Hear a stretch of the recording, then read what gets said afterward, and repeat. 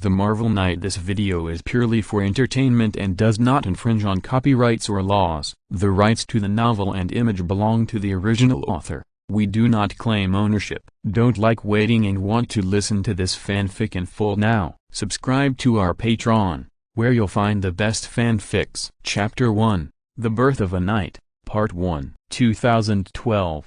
On Hancock Street in Brooklyn, New York, a skinny Chinese teenager was blocked in an alley by two black youths. "Boy, hand over all the money you have." I don't have any money. I was just robbed." The two black youths showed ferocious smiles on their faces. It was obvious that they didn't believe what the teenager said. A black youth walked towards the teenager and threatened, "Humphrey, do you think we will believe what you said? If we find money from you later, you will be in trouble." After a while, the black youth slapped the teenager hard, cursing, "Damn, this poor guy. It seems that he was really robbed just now. It's so unlucky." The teenager wiped the blood from the corner of his mouth and staggered to his feet. "Big brothers, can I go now?" "Go away. Next time you pass by here, remember to bring money with you, otherwise, we will make you look bad." The boy nodded timidly and said, "Thank you, big brothers. I'll go now." The boy stumbled out of the alley and let out a long sigh.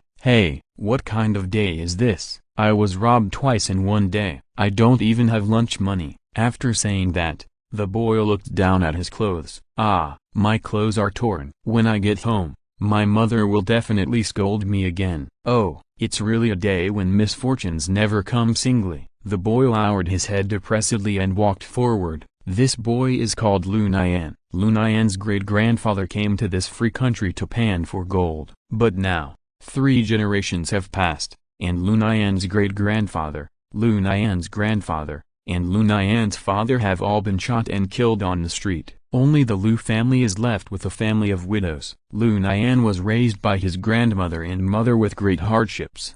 However, not long ago, Lu Nian's grandmother passed away because she was seriously ill and had no money for treatment. Now, only Lu Nian and his mother depend on each other. Lu Nian's mother opened a tailor shop in the slums of Brooklyn and made a living by mending clothes for others. Lu Nian dropped out of high school before finishing high school and became an apprentice in a pizza shop. Because of poverty, Lu Nian was often ostracized by his classmates at school. Because of poverty, Lu Nian could not find a good job after dropping out of school, so he could only work in a pizza shop on the side of 7th Ave in Brooklyn. The manager of this pizza shop is also a Chinese American named Li Hu. The manager's daughter Li Mai used to attend the same high school as Lu Nian. After hearing that Lu Nian dropped out of school, Li Mai begged her father to let Lu Nian come to work in the store. Li Hu could not resist his daughter's begging, so he had to agree that Lu Nian, who was only 15 years old,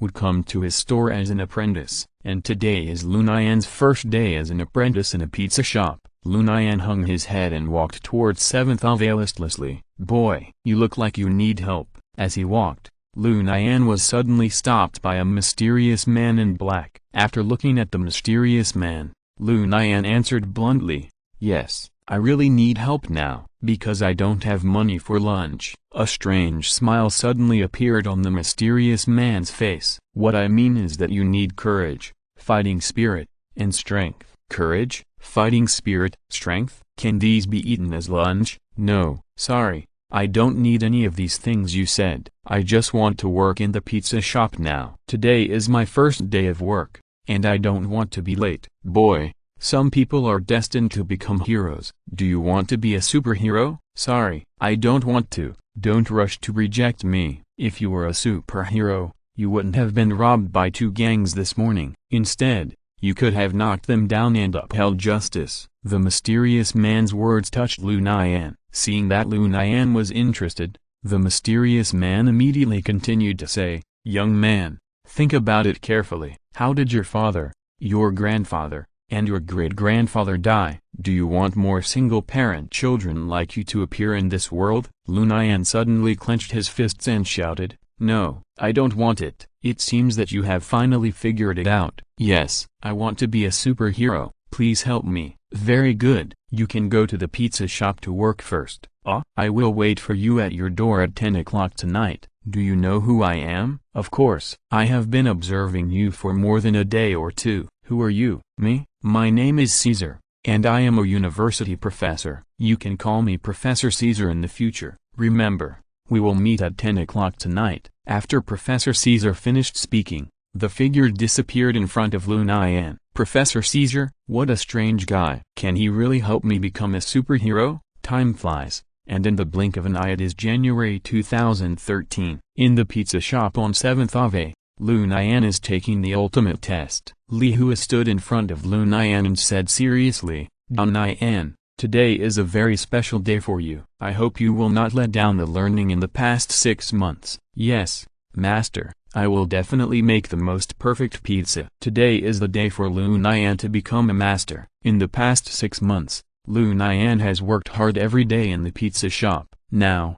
Lu Nian has finally made it to the moment of becoming a master. Lu Nian began to operate skillfully, and a seafood pizza was soon completed. Lu Nian put the pizza into the oven and waited for the final moment of judgment. Ding dong. When Lu Nian put the freshly baked seafood pizza in front of Li Hua showed a gratified smile on his face. Li Hua took out a small piece of seafood pizza and put it in his mouth to taste. Immediately, Li Hua congratulated Lu Nian. Congratulations, Lu Nian. You can graduate. The seafood pizza you made tastes exactly the same as the ones I made myself. Hearing this, Lu Nian couldn't help but raise his hands high and cheered loudly. Yeah, I've graduated. A young girl's heavenly voice came. Congratulations, Lu Nian. This is all thanks to Sister Mai. If it weren't for Sister Mai introducing me to this job, I might still be wandering the streets now. I saw that you and your aunt were too hard-working, so I introduced you to work in my father's store. But I didn't expect you to be so talented in making pizza. Lu Nian was praised and couldn't help but touch his head. Actually, it's nothing. I just do whatever my master tells me to do. Chapter 2, The Birth of a Knight, Part 2. This day would have been the best day in Lu Nian's life. However, all this beauty was changed by a sudden robbery. Just when Lu Nian was being tested by Li Hua and his daughter, a black man with a gun suddenly broke into the pizza shop. Bang! As soon as the black man entered the pizza shop, he fired a shot into the air. Behave yourself. Put your hands on your head. The black man held a gun and threatened the customers in the pizza shop while walking to the cashier. The black man walked to the cashier and threatened the female cashier. Money. Give me all the money. The female cashier was so scared that she couldn't speak when she encountered such a thing for the first time. The black man saw the female cashier standing there without any reaction, and immediately threatened viciously. I'll count to 3. If you don't hand over the money, I'll kill you. Li Hua heard the first gunshot outside just now. Li Hua said to LV Nian and Li Mai, you two stay here, no matter what happens outside, don't go out. Nian, please, protect your sister Mai. LV Nian promised Li Hua solemnly. Master, don't worry, I will definitely protect Sister Mai. Li Hua smiled and nodded to LV Nian, turned around and left the kitchen. When Li Hua appeared, the black man was threatening the cashier with a gun. Stop, I'm the owner of this pizza shop. If you have any problems, come to me. Don't embarrass my staff. Very good. Are you the manager of this pizza shop? I don't mean anything else. I'm here just to make money. Give me the money. Right now. Li Hua heard this and didn't move. Young man, robbery is not the right way. If you are caught by the police, you will go to jail. The black man heard this and showed a disdainful sneer on his face. Go to jail? Ha ha ha. I just got out of jail. Don't threaten me with this kind of shit. Hand over the money quickly. I'll count to 3. If you don't give me the money, I promise to use the weapon in my hand to make a big hole in your head. 1, 2. Li Hua looked at the black man in front of him and shook his head helplessly. Then, Li Hua walked to the cash register and opened the drawer. The black man saw that the cash register was open, rushed over, and pushed Li Hua away. Ha ha ha. All mine, all mine. The black man put the money into his pocket without hesitation. After putting all the money in, the black man turned around and warned Li Hua viciously, Stinky old man, don't preach to me next time, otherwise, I will shoot you. After the black man finished speaking, he took the gun and hurriedly left the pizza shop. When Lu Nian and Li Mai heard no sound outside, they ran out to check the situation. Li Mai saw Li Hua sitting on the ground and immediately ran over to check the situation. "Dad, are you okay?" "No, I'm fine. I just bumped my waist by accident. It's nothing." "Dad, let's call the police." "Yes, those robbers are so abominable. They dared to rob in broad daylight. I curse them to die." "Zio Mai, just continue to study your books. These things are not your concern." Li Mai looked at her father with some worry. "Father, will those robbers come again? Have they been here before?" Li Hua forced a smile at Li Mai and comforted her. "Ha ha ha. Silly daughter, you think too much. This is New York. You should know that the number of police officers in New York is the highest among all cities in the world. Our daily life is very safe. Today is just an accident." Lu Nian stood by and watched Li Hua and his daughter talking silently, feeling very uncomfortable. Lu Nian couldn't help but think of his father. Lu Nian's father was a craftsman who made scallion pancakes. He inherited the skill of making scallion pancakes from his ancestors. Lu Nian's father would appear in the park in Brooklyn on time every noon to sell scallion pancakes. That day, a black youth armed with a gun robbed Lu Nian's father. Lu Nian's father had a fierce fight with the robber for just $20. In the end, Lu Nian's father was shot several times and fell in a pool of blood. He died when he was sent to the hospital. The murderer is still at large. When Lu Nian thought of this, he suddenly clenched his hands into fists and blurted out, "This damn city scum. Sooner or later, I will make them pay with blood." Li Hua and Li Mai were shocked by Lu Nian's words. Li Mai looked at Lu Nian with some joy. "Dao Nian, I didn't expect you to have such a sense of justice. Sister Mai supports you." Li Hua scolded with a serious face. "Dao Nian, you are only 16 years old now, which is the best age in your life. You must not think about those messy things. Just make your pizza well. You have a bright future." Li Hua and Li Mai's completely different attitudes made Lu Nian laugh and cry. But on one side is the master, and on the other side is the good sister. Lu Nian can't afford to offend either of them. "Master, Sister Mai, I remember everything you said." After a while, two policemen received a call and came to Li Hua's pizza shop. "There are too many robberies in New York every day." After the two policemen took a statement from Li Hua, they left in a hurry. "Father, can they really catch the robber just now? We have to believe in the police." After Li Hua said this, he seemed to have no confidence in it. He grabbed the water cup on the table and drank it all. Li Mai seemed to see that her father was abnormal, but Li Mai didn't say anything more. At noon, Li Mai and Lu Nian were in the store together and enjoyed the seafood pizza made by Lu Nian herself. "Sister Mai, you are so lucky to be able to eat the seafood pizza made by me." "Yes, yes, yes, I am so lucky." Li Mai was very unpresentable in front of Lu Nian. She grabbed the pizza with her big hands and stuffed it into her mouth desperately. "Sister Mai, these are enough for you. You don't have to eat so quickly, right?" "Dao Nian, the seafood pizza you made is better than my father's." "Sister Mai, it's not that exaggerated, right? Master's cooking skills are much better than mine." Hearing this, Li Mai seemed to have thought of something. She shook her head with a little sadness and continued to eat the seafood pizza in her hand without saying anything. Seeing this, Lu Nian wisely chose to remain silent. Just when everyone thought that nothing would happen today, something happened. The black man who had just come to rob in the morning came to the pizza shop to rob again in the afternoon. Chapter 3, The Birth of a Night, Part 2. The black youth used the same routine as in the morning. The black youth walked into the pizza shop with a gun and fired a shot at the ceiling without hesitation. Bang! The black youth yelled at the customers in the store, "Be quiet, put your hands on your head." Then, the black youth walked to the cashier with familiarity and yelled to the female cashier, "Quick, take out all the money." After being frightened twice in one day, the female cashier finally couldn't bear the psychological pressure and fainted on the spot. The black youth saw the female cashier fainted, and there was no pity in his eyes. The black youth spat at the female cashier. "Bah, it's so unlucky." The black youth walked to the cashier and began to grope, trying to open the cash register. At this time, Li Hua was lying in the employee lounge. Li Hua was seriously injured in the morning, But Li Hua didn't want to worry his daughter and Lu Nian, so he chose to hold on. But in the afternoon, Li Hua was in unbearable pain, so he sent Li Mai and Lu Nian to the pharmacy to buy medicine. Li Hua felt bitter when he thought about his daughter being so close to Lu Nian. It was like the cabbage he had grown for many years was eaten by someone else's pig. Li Hua was patiently waiting for Li Mai and Lu Nian to come back from buying medicine,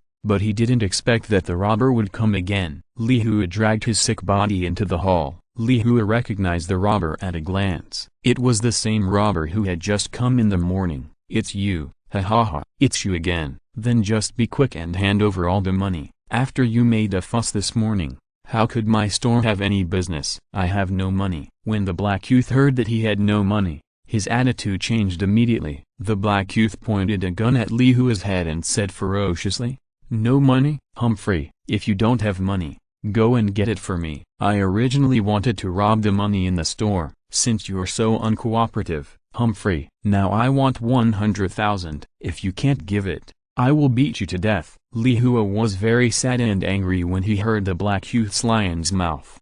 "Not a cent. Just kill me. Do you think I don't dare to kill you?" Bang! The black youth shot Li Hua's leg without hesitation. Li Hua screamed, "Ah!" Because the black youth used a shotgun, Li Hua's leg instantly turned into a bloody mess. The black youth had no sympathy and continued to threaten Li Hua. "Money, give me money, otherwise, I will kill you." Li Hua looked at his missing leg and burst into tears. "I have been honest all my life and never quarreled with others. I didn't expect that now, I would end up like this. Even if I die, I can't let you, a beast, have an easy life." Li Hua suddenly made up his mind and rushed towards the black youth. The black youth didn't expect Li Hua to dare to attack him. He was stunned for a moment, allowing Li Hua to succeed. Li Hua was like crazy, jumping on the black youth and biting the black youth with his mouth. "Madman, you crazy man." The black youth and Li Hua started a hand-to-hand fight.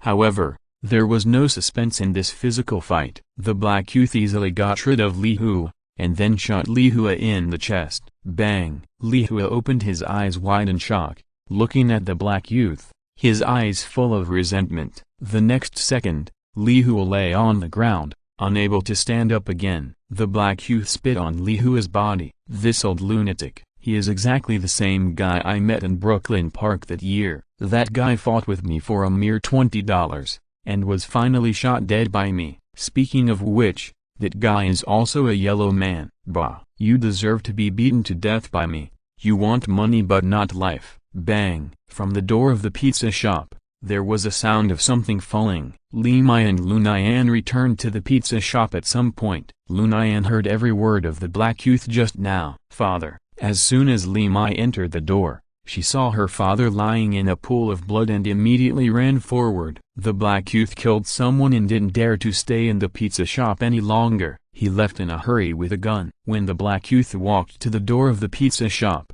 he passed by Lu Nian. The black youth didn't notice that Lu Nian's face was twitching constantly. The words of the black youth just now were constantly replaying in Lu Nian's mind. Brooklyn Park, just $20. Killed with one shot. The death of his father, coupled with the tragic death of his master in front of him, made Lu Nian's emotions extremely unstable. Suddenly, Lu Nian yelled towards the sky. Then, Lu Nian ran wildly on the road like a madman. In Lu Nian's mind, Professor Caesar's past teachings emerged. There is no absolute justice or absolute evil in this world. The same gun can be used to save people in the hands of some people, but it can become a murder weapon in the hands of others. What kind of person you want to be depends on your heart. I can give you great power, but I can't teach you what kind of person you should be. Nian, the future is in your own hands. If one day you long for power, come back here and drink it. But you must remember that once you drink it, it means that you will completely bid farewell to the life of an ordinary person. Remember, the greater the ability, the greater the responsibility. Lu Nian ran to Hanson Place Church at the intersection of Hanson PL and S Portland Avenue in Brooklyn at the fastest speed. Hanson Place Church is a church. There is a secret base underground in Hanson Place Church, where Professor Caesar trained Lu Nian. Lu Nian found the entrance to the secret base skillfully. Facial recognition, scan past, Welcome home, Mr. Lu Nian. Accompanied by the familiar electronic sound,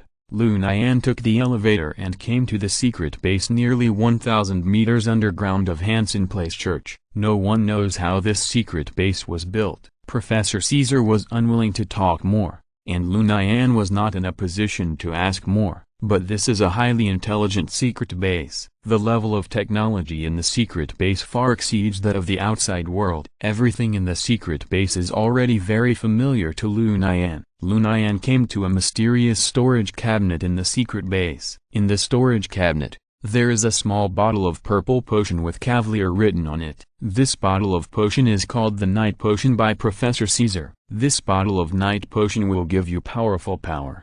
But when you gain this power, you will also lose a lot. It is up to you whether to take this bottle of Night Potion. However, I will always keep it here. Chapter 4, Birth of a Night. End. Lu Nian looked at the bottle of purple potion, and his mind could not help but emerge. The various rigorous trainings he had received in this secret base in the past 6 months. All of this was to make Lu Nian a Cavalier Knight. Although Lu Nian did not know what Professor Caesar's real purpose was, Lu Nian knew that he would finally become a real Cavalier Knight. Today, Lu Nian put his hand on the combination lock of the locker. Fingerprint authentication, passed. Click. The locker door opened automatically. Lu Nian took out the bottle of purple potion from the locker. Father, Master, I will definitely avenge you too. Professor Caesar, please give me strength. Lu Nian finished speaking, raised his head and drank the purple potion in one gulp. Lu Nian casually threw the bottle of purple potion into the trash can,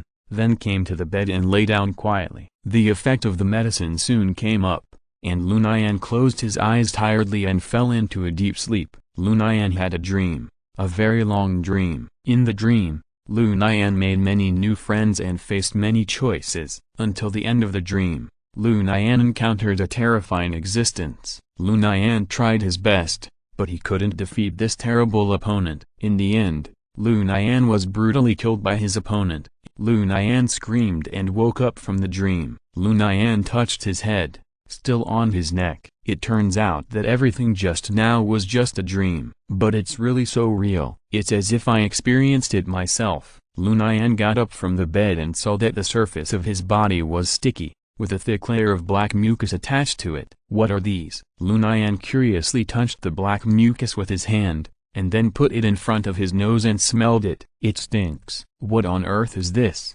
Lu Nian quickly ran to the bathroom to take a shower. Lu Nian took a shower for more than 10 minutes before he completely washed off the dirt on his body. After walking out of the bathroom, Lu Nian remembered that he had just drunk the Night Potion. I don't know if what Professor Caesar said is true or false. Do I really have great power now? Lu Nian walked to a horizontal bar with doubt. Before, Lu Nian tried his best to do pull-ups, but he could only do a dozen. But now, Duang, Lu Nian jumped up hard and wanted to grab the horizontal bar, but he didn't expect that he jumped too hard and hit the ceiling of the secret base directly. Fortunately, the quality of the ceiling was good and Lu Nian didn't break it. After landing, Lu Nian covered his head and wailed in pain.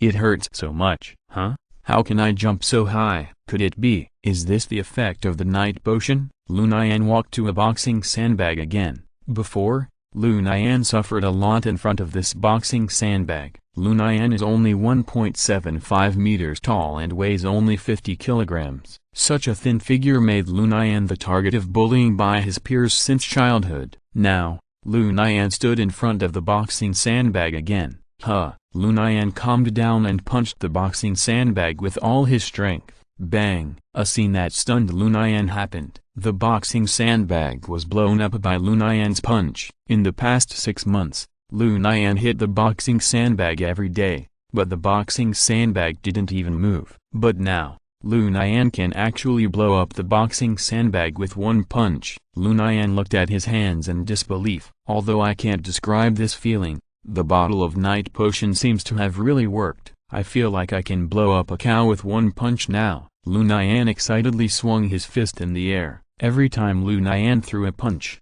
he could feel the comfort all over his body. Suddenly, Lu Nian's body softened and he collapsed to the ground. Gurgle. Lu Nian touched his stomach and complained weakly, I'm so hungry. Why am I so hungry all of a sudden? Is this also the effect of the night potion? Will taking the night potion turn people into gluttons? Lu Nian took a breath and got up from the ground. There is everything in the secret base, including food. However, the food in the secret base is not delicious. There is only yellow nutrient solution in the secret base. The nutrient solution is packed in test tubes and then neatly placed in the refrigerator of the secret base. Lu Nian walked to the refrigerator, took out a nutrient solution, and poured it into his stomach in a few seconds. A sense of fullness soon came from Lu Nian's stomach. Although the nutrient solution doesn't taste very good, it can keep people away from hunger in the shortest time. Lu Nian drank 3 nutrient solutions in one breath and burped happily. Burp. Finally full. It seems that this nutrient solution is specially prepared for nights. Night potion can stimulate a person's potential. The stimulation of this potential depends on the potential limit of the person. Everyone has different potentials. Some have high potentials, and some have low potentials. The reason why Professor Caesar chose Lu Nian to be a knight is because Lu Nian's potential is very high, far higher than that of ordinary people. Now, Lu Nian finally lived up to Professor Caesar's expectations and took the night potion. In a high-rise building in New York, Professor Caesar was sitting on the sofa with a glass of red wine and crossed his legs. Professor Caesar's eyes seemed to be able to penetrate the void. Professor Caesar saw Lu Nian drink the night potion. It seems that the kid has finally made up his mind. This is good, so I don't have to go through so much trouble. After Professor Caesar finished speaking, he drank the red wine in his hand and left the room. From then on, no one saw Professor Caesar again, as if Professor Caesar had never appeared in this world. In the secret base, Lu Nian, who had eaten and drunk enough, finally remembered to take revenge. Lu Nian did not forget that he chose to drink the night potion just for revenge. The voice and appearance of the black man had long been deeply imprinted in Lu Nian's mind. Lu Nian changed his clothes and left the secret base. The average temperature in New York in January was -4 degrees Celsius. But Lu Nian was only wearing a t-shirt and didn't feel the slightest bit of cold. Lu Nian first returned to the pizza shop to check the situation. Why is it closed? The door of the pizza shop was locked. Because Lu Nian was young, he didn't carry a mobile phone with him. Lu Nian ran to the public telephone booth on the street and called Sister Mai, but no one answered the phone. Chapter 5: The Knight's First Battle. Strange, why didn't Sister Mai answer the phone? Lu Nian couldn't contact Li Mai and was extremely anxious. At this time, Lu Nian suddenly felt that he had done something wrong. At that time, Li Hua had just been shot and killed, but Lu Nian left Li Hua and Li Mai and left alone. No matter what Lu Nian thought, there was no regret medicine in this world. Lu Nian decided to go to Li Mai's house first. Swoosh! Lu Nian ran at full speed because he was worried about Li Mai. It didn't matter that he ran. Lu Nian directly created a small riot in Brooklyn, New York. The night potion successfully stimulated Lu Nian's potential. Lu Nian's current strength, speed, physical strength and reaction ability have reached twice the level of normal adults.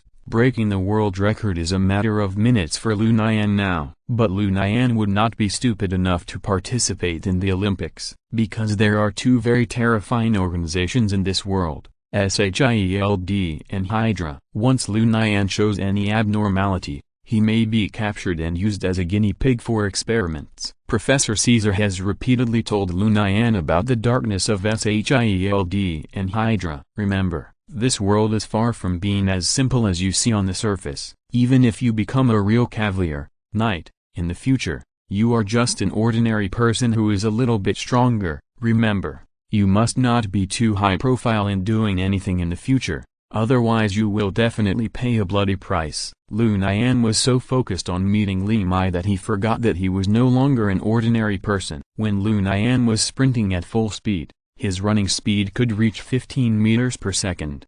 15 meters per second, converted to a speed of 54 kilometers per hour. At first glance, Lu Nian's strength did not seem to be very scary, but this speed, coupled with Lu Nian's physical strength and jumping ability, allows Lu Nian to easily reach the place he wants to reach in the shortest time. Under normal circumstances, it takes Lu Nian 20 minutes to walk from the pizza shop to Li Mai's home. But now, Lu Nian appeared at the door of Li Mai's house in less than 5 minutes. Dong dong dong. Lu Nian couldn't wait to knock on the door of Li Mai's house. Knock, knock, knock, knock, knock, knock. Li Mai's neighbor poked his head out of the house impatiently and yelled at Lu Nian, "Stop knocking. There's no one at home." "How do you know? The police just came and took the woman away. Maybe she did something wrong." "You're talking nonsense." I'm not talking nonsense. The woman in this family is very indecent.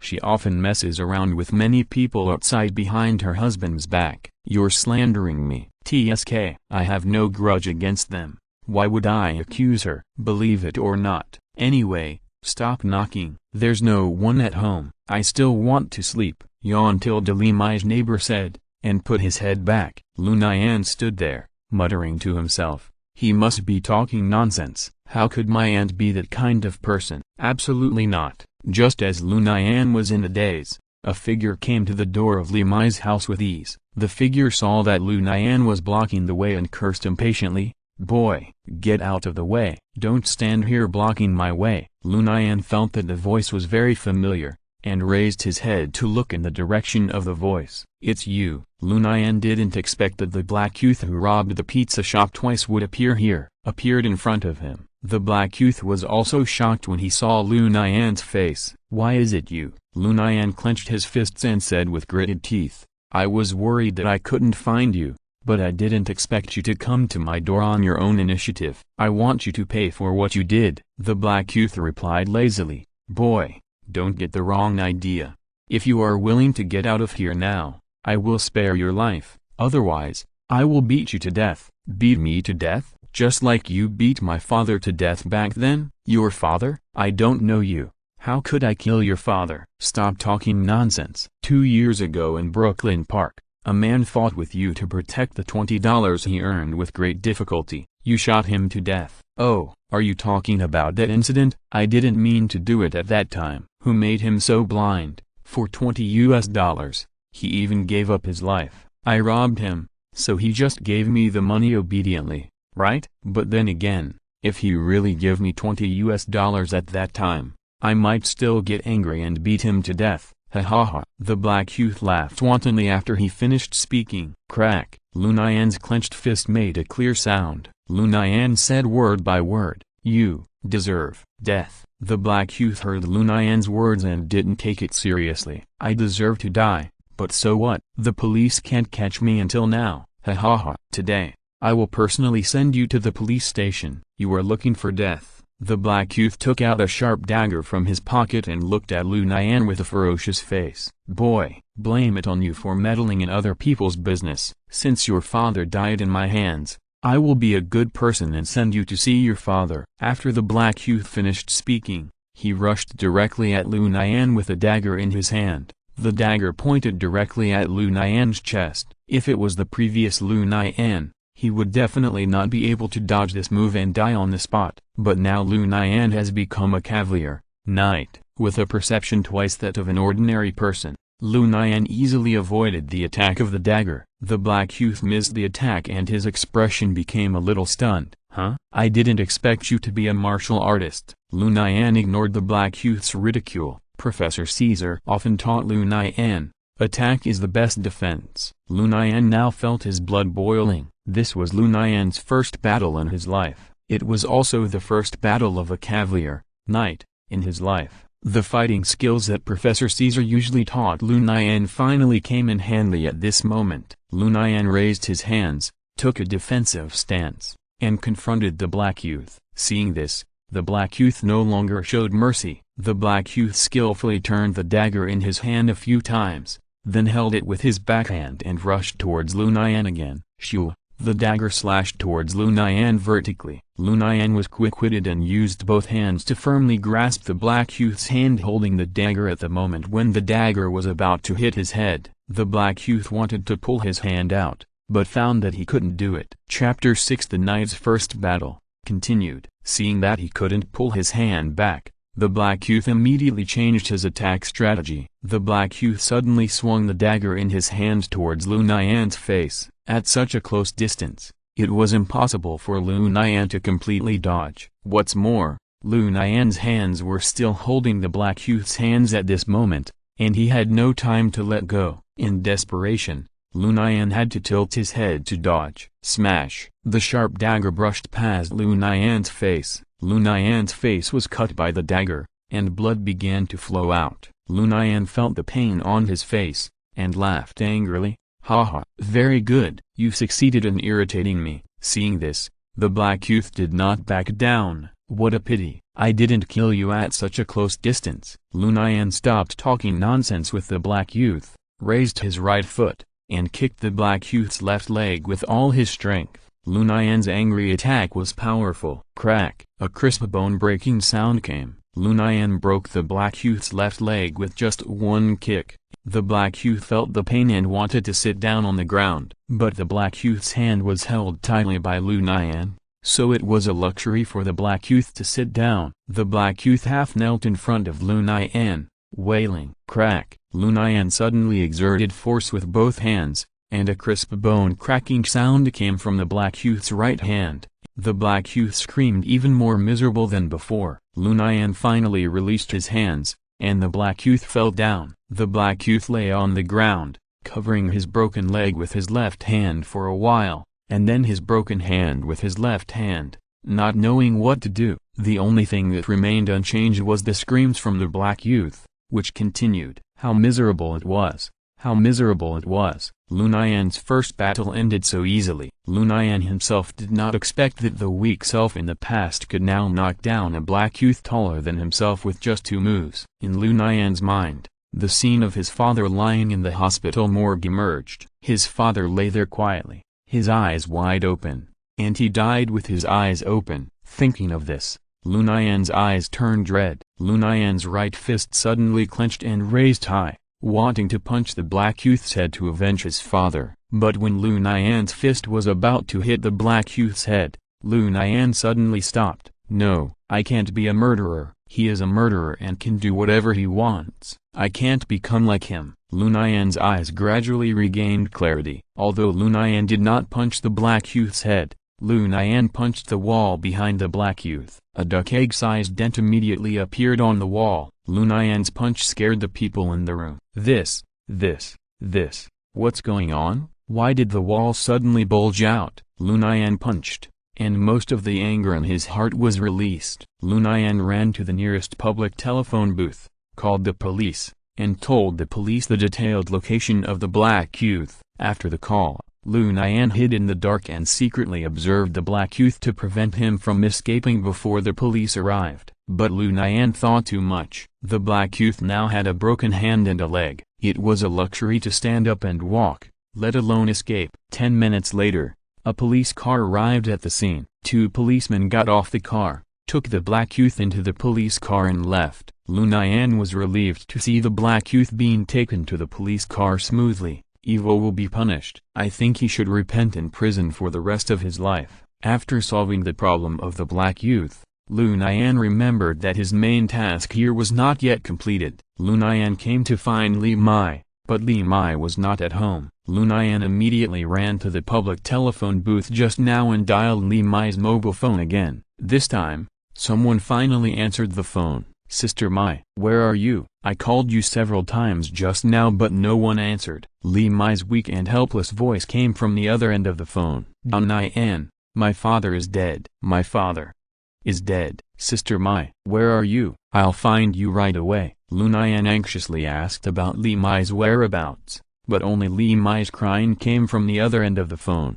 The more Li Mai was like this, the more worried Lu Nian became. After asking Li Mai many times, Lu Nian finally knew Li Mai's whereabouts. Downstate Hospital? Sister Mai, I'll be there right away. Downstate Hospital is the closest hospital to the pizza shop. It is located at 450 Clarkson Avenue in Brooklyn, New York. From Lu Nian's current location, it takes 15 minutes to take a taxi there, but Lu Nian couldn't wait. Just like before, Lu Nian chose to run there. A few minutes later, Lu Nian appeared in the lobby of Downstate Hospital. Li Mai didn't tell Lu Nian the specific location on the phone, so Lu Nian had to run to the information desk to ask. I'm looking for a man named Li Hu. His body has just been sent here. Li Hu? Yes, When was it sent here? Today. Around noon. Okay, I'll check. I told Elihu. Found him. He's in the second morgue. Are you his relative? He's my master. Then go and take a last look at him. His body will be cremated tomorrow. Okay, thank you. Lu Nian immediately ran towards the second morgue. In the ward of Downstate Hospital, there lived a big man who was not big, not small. The president of the Brooklyn Lanxian Society was injured and admitted to Downstate Hospital because of an assassination attempt by his enemies. In the Big Apple, there are at least 800 revenge incidents every day. The police are not surprised by such incidents. The Lanxian Society is a small gang in Brooklyn, consisting of more than 20 members. The members of the Lanxian Society are a group of thieves who make a living by stealing. The president of the Lanxian Society is even more outstanding. The president of Lanxian Club, for some reason, went to the home of Kingpin, the underground king of New York, a few days ago. Kingpin, who is he? Kingpin is the undisputed king of the underground in New York,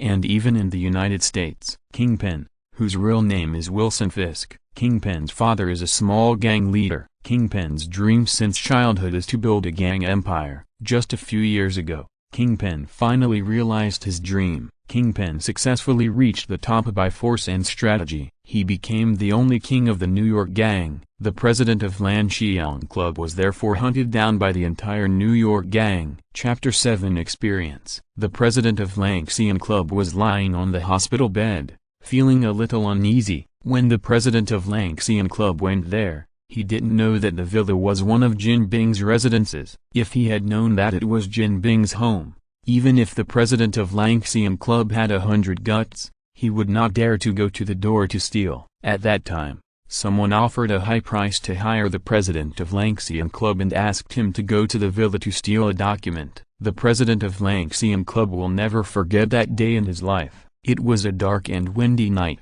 The president of Lanxian Club was wearing a nightgown and full equipment as usual when he went out to work, armed to the teeth. It was a very ordinary villa located in Queens, New York. It was just strange that the villas around this villa seemed to be deserted and no one had lived there for a long time. Looking back now, the president of Lanxian Club wanted to give himself a big slap. The person living in this villa was obviously a big boss. Otherwise the surroundings would never be so deserted. At that time, the president of Lanxian Club did not think so much. As usual, he easily avoided the patrol in the yard and sneaked into the villa. As soon as he entered the villa, the president of Lanxian Club found that this villa was far from being as simple as it looked on the outside, because the interior of the villa was so luxurious. In the villa, almost everything you can see with your naked eyes is made of pure gold, and the decorations on the wall are all priceless paintings. The president of Lanxian Club,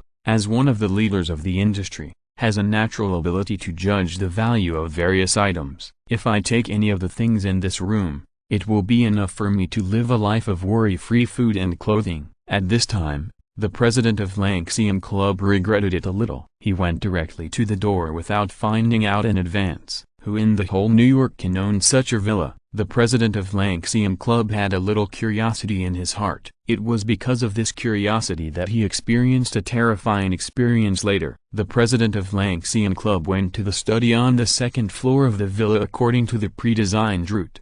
The door of the study on the second floor was slightly closed, and a ray of light came through the crack of the door. It seems that there is someone in the room. The president of Lanxian Club had already prepared for this kind of emergency. The president of Lanxian Club took out a mouse from his toolbox. This mouse has been specially trained to follow the instructions of the president of Lanxian Club. The mouse ran to the other side of the study and made a sound. Squeak, squeak. At the same time, the president of Lanxian Club used the gecko skill to quickly climb up to the ceiling and wait for an opportunity to sneak into the study. The door of the study opened, and a hideous man walked out of the study. The president of Lanxian Club keenly noticed that the man's two arms were actually mechanical arms. The president of Lanxian Club said in his heart, "Monster." Now the opportunity is in front of the president of Lanxian Club. The people in the study have left. Should he sneak into the study to steal the documents or leave the villa quietly? The president of Lanxium Club made a stupid choice. Every trade has its own rules. A thief never leaves empty-handed. The president of Lanxium Club sneaked into the study. Huh? Who are you? The president of Lanxium Club was discovered as soon as he entered the study. If it were before, the president of Lanxium Club would definitely confirm whether there was anyone moving in the study. But because he had just seen a monster, the president of Lanxium Club was a little scared and just wanted to complete the task and leave quickly. As a result, the president of Lanxium Club failed this time. The president of Lanxium Club looked in the direction of the sound and stuttered in fear. Jin, Jin, Jin Bing. Under the light of the study, the burly figure was the terrifying boss who made both the black and white worlds in New York change color, the underground emperor of New York, Jin Bing. The next second, the president of Lanxium Club immediately made the wisest decision of his life. Run. The president of Lanxium Club fled from this terrifying villa at a speed as fast as flying. The process of escaping was extremely dangerous. Various gunshots and dog barking resounded through the night sky. The president of Lanxium Club, relying on his agility and outstanding skills, successfully escaped. But then, Jin Bing issued a hunting order for the president of Lanxium Club. Jin Bing's influence is huge. Under the camera, the figure of the president of Lanxium Club was faithfully photographed. A few days later, one of Jin Bing's men accidentally found the target while wandering on the streets of Brooklyn. So, he took out his handgun on the spot without hesitation and shot the target. The injured president of Lanxium Club was admitted to Downstate Hospital in Brooklyn. Jin Bing's men are looking for the whereabouts of the president of Lanxium Club in Brooklyn. Downstate Hospital, the second morgue. Lu Nian met Li Mai and her mother. Sister Mai, I'm here. Lu Nian, you're finally here. When Lu Nian rushed forward and wanted to save Li Mai's mother blocked Lu Nian. Are you the disciple that Li Hu accepted? Yes, my name is Lu Nian. You ungrateful bastard. Your master is dead, and you don't even know where to go to play. Master's wife, listen to my explanation. Get out of here. You are not allowed to see Zio Mai again. Lu Nian's face turned gloomy when he heard that. Mom, it's not like that. Zio Nian must have his own difficulties. Zio Mai, listen to Mom. We should ignore this kind of ungrateful bastard in the future. What are you still doing here? Get out of here. Lu Nian's mouth opened and then closed again. Lu Nian walked silently to the body of Li Hu, and knelt down with a thump. Master, I have avenged you. You can rest in peace. After Lu Nian finished speaking, he kowtowed 3 times respectfully to the body of Li Hu. The speaker did not mean it, but the listener took it to heart. Li Mai's mother immediately questioned Lu Nian. You said you avenged Master? Who are you kidding? Master's wife. It's true, I just went to Master's wife's house, but you were not at home. When I left, I happened to meet the black youth who shot Master. I knocked him down and then called the police. I saw with my own eyes the police take him into the police car. I believe he will be punished by law. Master's spirit in heaven can rest in peace. What? Lu Nian, is this true? Did you really avenge my father? It's true. If you don't believe it, you can go to the Brooklyn Police Department to inquire. The black youth has been arrested. Li Mai said to Lu Nian with gratitude. Lu Nian, I believe you. Li Mai's mother's eyes kept rolling around, and it was unknown what she was thinking. If you're listening to this novel on a channel other than Fanfic World, it means they downloaded and uploaded it without effort. We cordially invite you to visit our channel, Mundo Fanfic Novelist. There you'll find the original version of this story and you can explore many other novels of various genres. We are waiting for you to immerse yourself in a world of incredible novels. Chapter 8, Rescue. After Jin Bing's men shot and wounded the president of Lanxium, they cast a net to search for his whereabouts in Brooklyn. The president of Lanxium was also a smart man. Most people who were shot and hunted would not dare to go to the hospital for treatment. But the president of Lanxium was very brave. He was admitted to the hospital, and even to a luxurious ward. Jin Bing's men couldn't find him for a while, but nothing is absolute. In the hospital, there are many people and eyes, and any unexpected situation may happen. Although the president of Lanxium hid in the ward every day, never leaving the door, but Jin Bing's men still found his whereabouts. One of Jin Bing's men happened to be hospitalized at Downstate Hospital because of his injury, and lived next door to the president of Lanxiang. Just before Lu Nian came to Downstate Hospital, the two met unexpectedly in the bathroom of the hospital. The president of Lanxiang Club didn't know Jin Bing's men, but Jin Bing's men recognized the president of Lanxiang Club at a glance. Jin Bing's men immediately made a phone call, and dozens of Jin Bing's men rushed to Downstate Hospital aggressively. In the second morgue, Lu Nian and Li Mai's mother partied unhappily. Li Mai's mother, for some unknown reason, was very hostile to Lu Nian and kept talking to expel Lu Nian. Li Mai was caught between the two people and felt very embarrassed. Lu Nian didn't want to embarrass Li Mai, so he took the initiative to leave. The morgue is located underground. When Lu Nian returned to the first floor,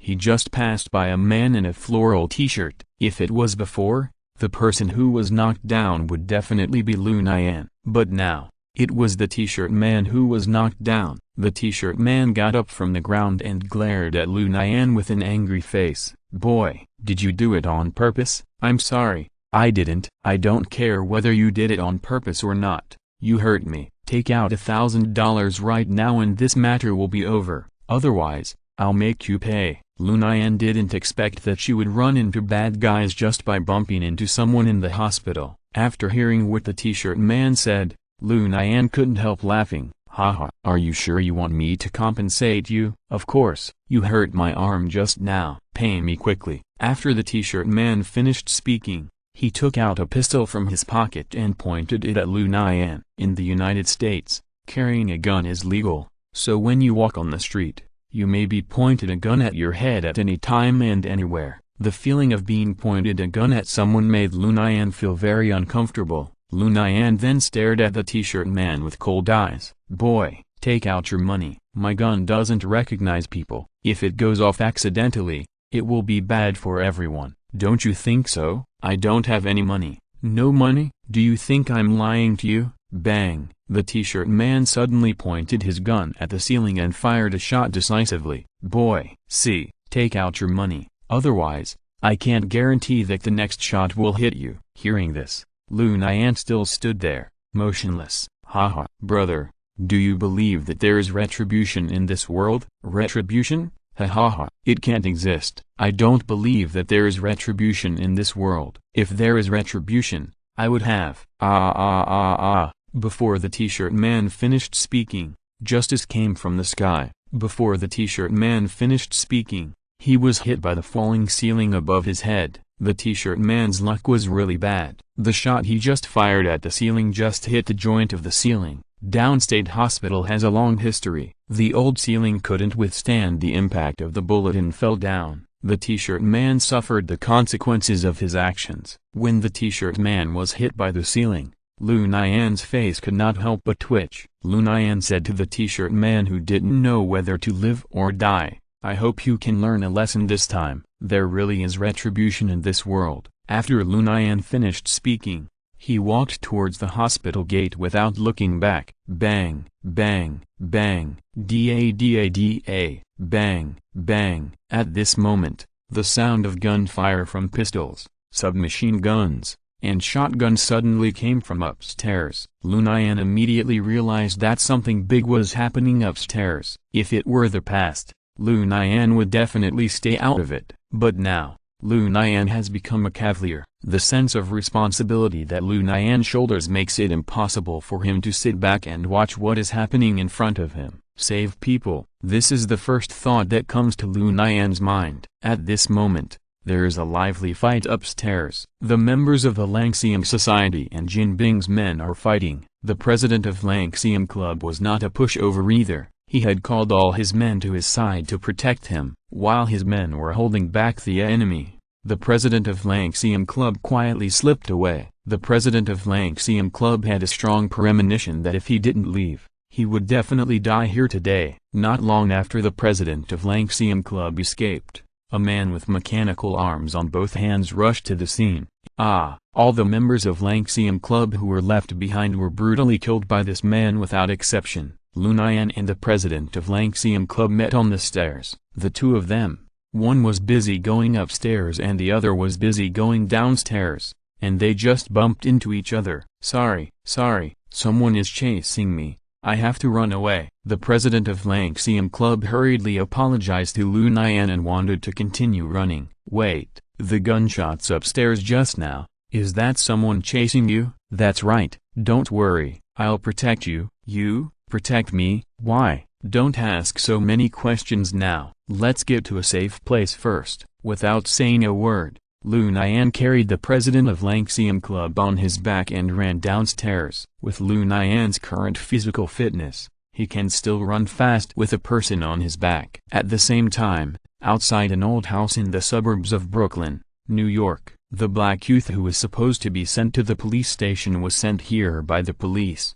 When the black youth saw the gloomy old house in front of him, he was immediately scared and shouted, "What are you doing?" "I want to go to the police station. I'm a prisoner. I want to turn myself in. You can't lynch me outside. You are breaking the law. I want to find a lawyer to defend me." However, the two policemen ignored the black youth's pleading and forcibly carried the black youth to the old house. At the entrance of the old house, two policemen said to the guard of the old house, "Hail Hydra." The guard of the old house responded to them, "Hail Hydra." Chapter 9 Confusion. Lu Nian carried the president of Lanxium Club on his back and left downstate hospital. Jinbing's men saw the two people escaping from the hospital from the window. "Look, he's down there. Someone is carrying him. Chase him." Jinbing's men hurriedly left downstate hospital. Lanxium Club in New York has become a historical term. Similar things happen from time to time in New York. Lu Nian carried the president of Lanxium Club on his back and came to the street,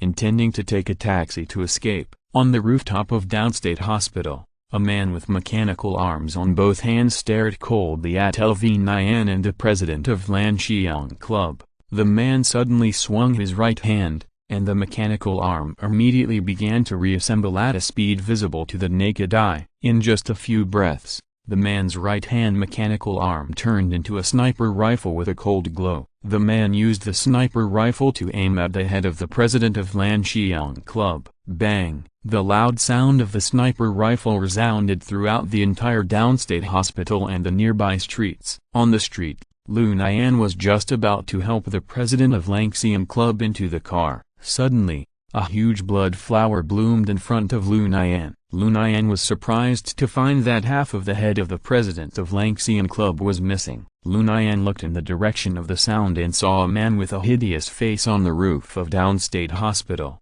Looking at him, with his superior vision, Lu Nian clearly saw that the man's left hand was a mechanical arm, and his right hand was a sniper rifle. A word immediately emerged in Lu Nian's mind: monster. For a moment, Lu Nian wanted to rush to the roof of downstate hospital, avenge the president of Lanxium Club, and fight the monster. But in the end, Lu Nian's reason prevailed. Although Lu Nian's physical fitness reached twice that of an ordinary person, he still had no defense against firearms. No matter how strong Lu Nian was, he was still a flesh and blood body and could not withstand the attack of bullets. But the reality was that the monster did not take Lu Nian seriously at all. After killing the president of Lanxium Club with a sniper rifle, the monster ignored Lu Nian and turned away. The taxi driver saw the dead man and drove away in fear. Lu Nian held the body of the president of Lanxium Club and stood there stupidly, not knowing what to do. A passerby saw this scene and called the police. The police quickly arrived at the scene and took Lu Nian and the body away. At the same time,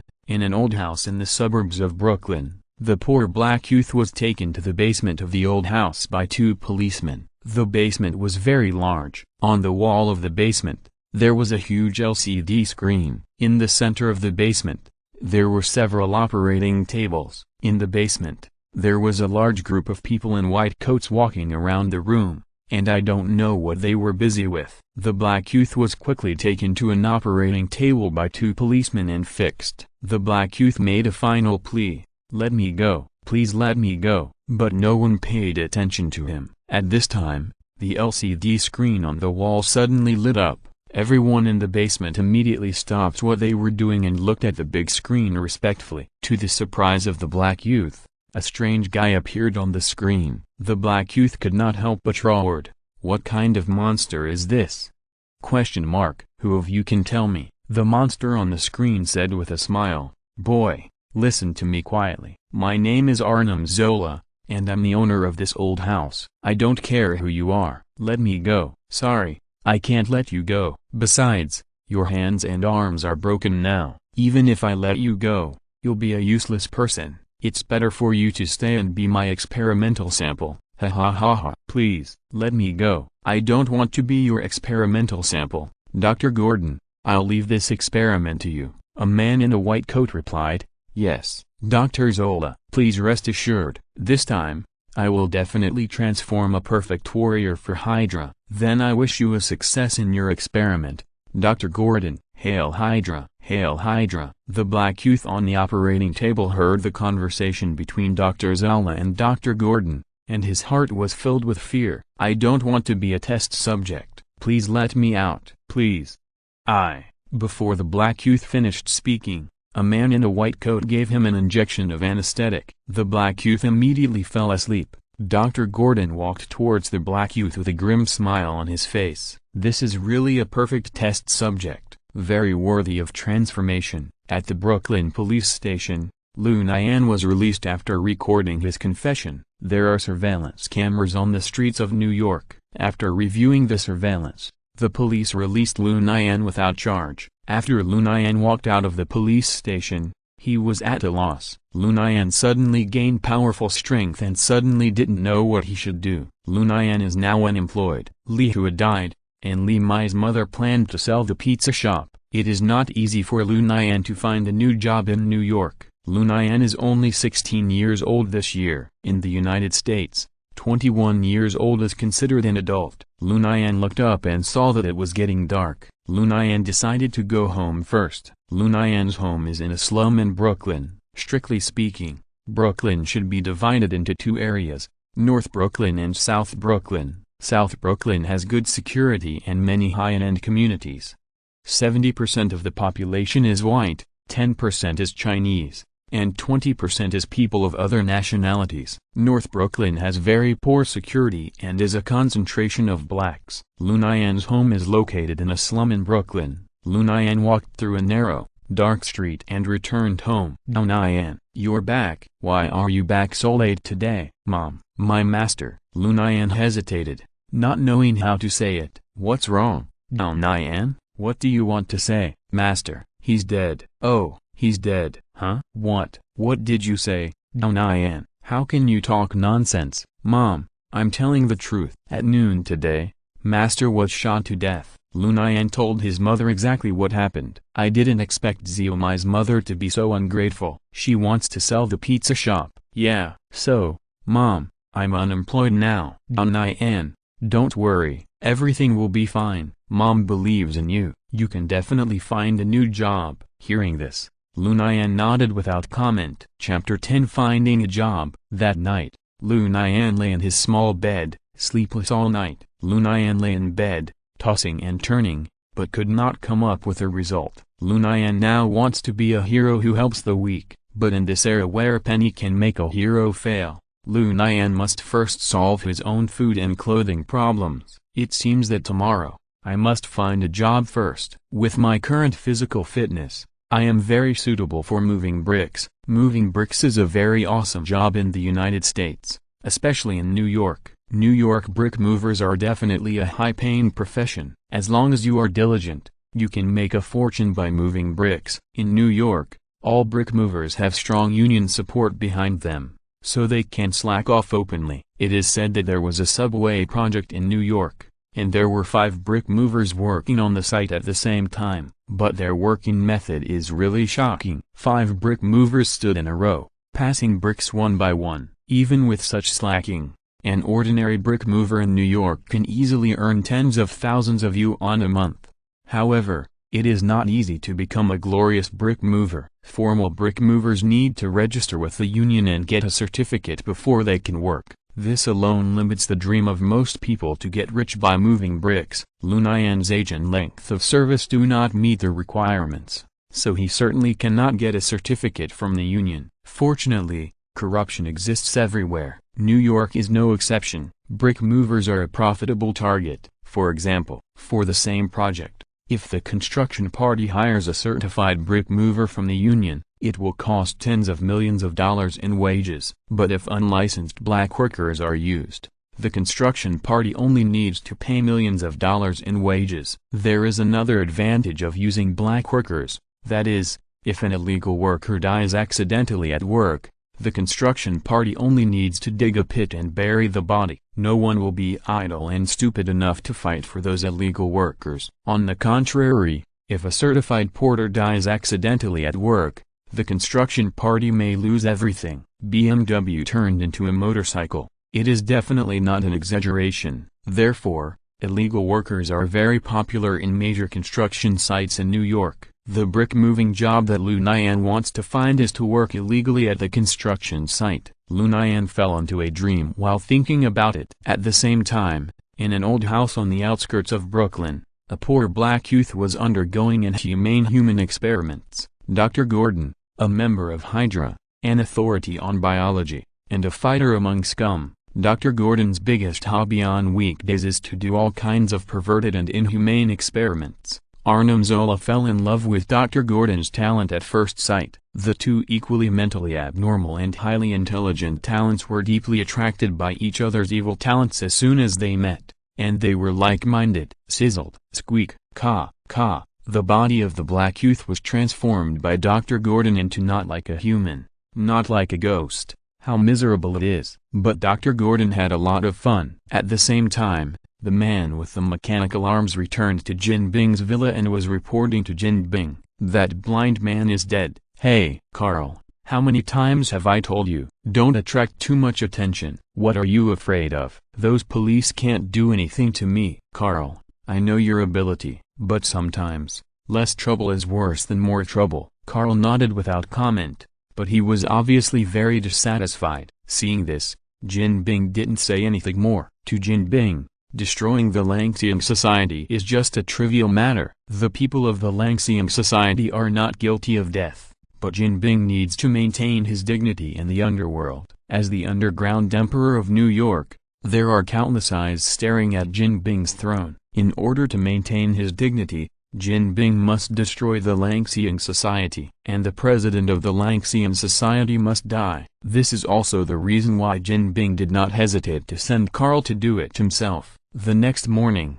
Lu Nian woke up from his little bed. Lu Nian's mother had already gone to work in the tailor shop, but before leaving, Lu Nian's mother thoughtfully prepared breakfast for Lu Nian: an omelette, 3 slices of bread, a cup of milk, honey and jam. Although it was just a simple breakfast, it contained a strong maternal love. Lu Nian sat at the dining table with some emotion, thinking about moving bricks while eating breakfast. After breakfast, Lu Nian looked at the time.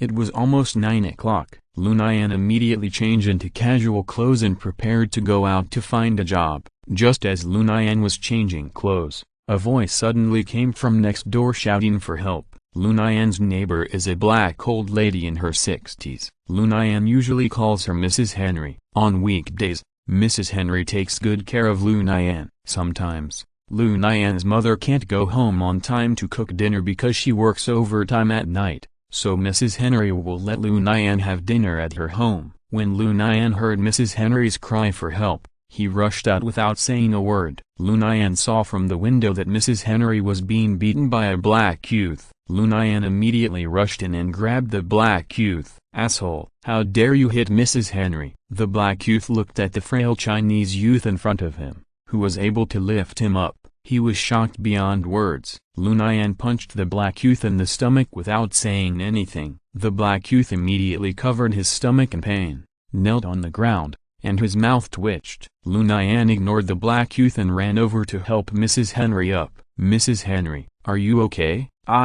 I'm fine." "Mrs. Henry, what happened?" "Who is he?" "He's a thief. I just came back from outside and saw him rummaging through my house. I was about to call the police, but he found out. He rushed over and knocked me to the ground." "Nian, thanks to you for coming, otherwise, my old bones might really be buried at home today." "Mrs. Henry, don't worry, I have knocked down the bad guy. Call the police immediately." "Okay, Okay. Mrs. Henry hurriedly took out her mobile phone and dialed the police. After more than 10 minutes, the police rushed to Mrs. Henry's home and took the thief, who was still twitching, away. After confirming that Mrs. Henry was fine, Lu Nian set out to find a job. Chapter 11. Finding a Job. Continued. Lu Nian was walking on the street, thinking about where to move bricks. Lu Nian didn't want to work too far from home. In North Brooklyn, there are few construction sites and poor public security. In South Brooklyn, there are many construction sites and good public security. However, Lu Nian finally chose to move bricks in North Brooklyn. The reason is simple: it is close to home. When Lu Nian walked to an intersection, he saw a building under construction not far away. Lu Nian was overjoyed and ran over immediately. The electronic building at 38 Malcolm X Boulevard in Brooklyn has been under intensive construction recently, and a large number of brick movers are needed on the construction site. Lu Nian came to the electronic building under construction, not knowing who to look for, and stood still. Outside the electronic building, there are a large number of bricks waiting to be moved. The security guard at the construction site saw Lu Nian standing there in a daze and immediately came up to question him. "Boy, who are you? Do you want to steal something at the construction site?" When Lu Nian saw someone talking to him, he immediately replied with a smile, "Big brother, are you still hiring here? Recruiting? What kind of people?" "I want to move bricks at the construction site." The security guard looked at Lu Nian and laughed. "Moving bricks? Ha ha ha, with your small body, can you move bricks?" "Big brother, I'm serious. I really come here to move bricks.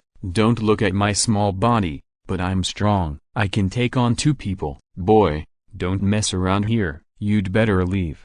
"Big brother, I need to make a living. I need to make money. Please, give me a chance," Lu Nian begged the security guard. The security guard finally couldn't stand Lu Nian's pleading and took Lu Nian to meet Smith, the person in charge of the construction site. "Boy, I told you in advance. I'm taking you to see Mr. Smith now. But whether you can stay in the end depends on your own luck." Hearing this, Lu Nian immediately thanked him. Thank you. In an office outside the construction site, a fat guy with a hard hat on was eating and drinking in the office. This guy was the person in charge of the construction site, Smith. The security guard brought Lu Nian to the office. "Mr. Smith, someone wants to come to the construction site to move bricks." "Who? Your relative?" "No, it's this kid." The security guard pushed Lu Nian in front of him. "Hello, Mr. Smith. My name is Lu Nian. I want to come to the construction site to move bricks." Smith looked up and glanced at Lu Nian with his peripheral vision, and quickly shook his head. "No, you look too young.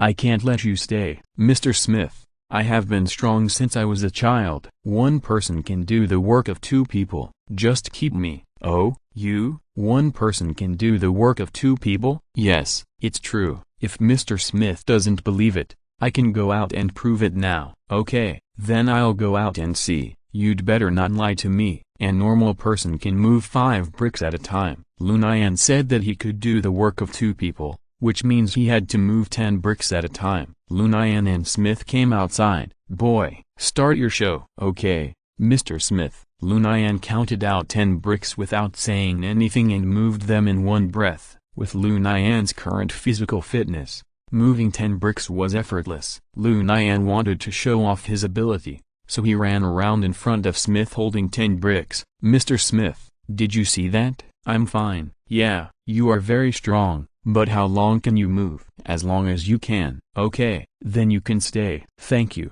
Mr. Smith." "How will my salary be calculated?" "You should know that since you are not certified, your salary will definitely be lower than others." "Of course." $1 for 20 bricks, and no food. Lu Nian calculated that he would earn $1 for moving 2 times. The more he moved, the more he earned. "Can I start moving bricks now?" "Sure." You move the bricks to the construction site, and someone will count them for you. "By the way, this is your brand. Just show it to the person counting." Smith handed a number plate to Lu Nian. From this moment on, Lu Nian became a glorious brick mover in Brooklyn, New York. At the same time, in the basement of an old house in the suburbs of Brooklyn, The black youth finally woke up after experiencing a series of inhumane experiments. The black youth felt great pain in his body. Beside the black youth, Dr. Gordon showed a satisfied smile. The black youth cursed Dr. Gordon weakly.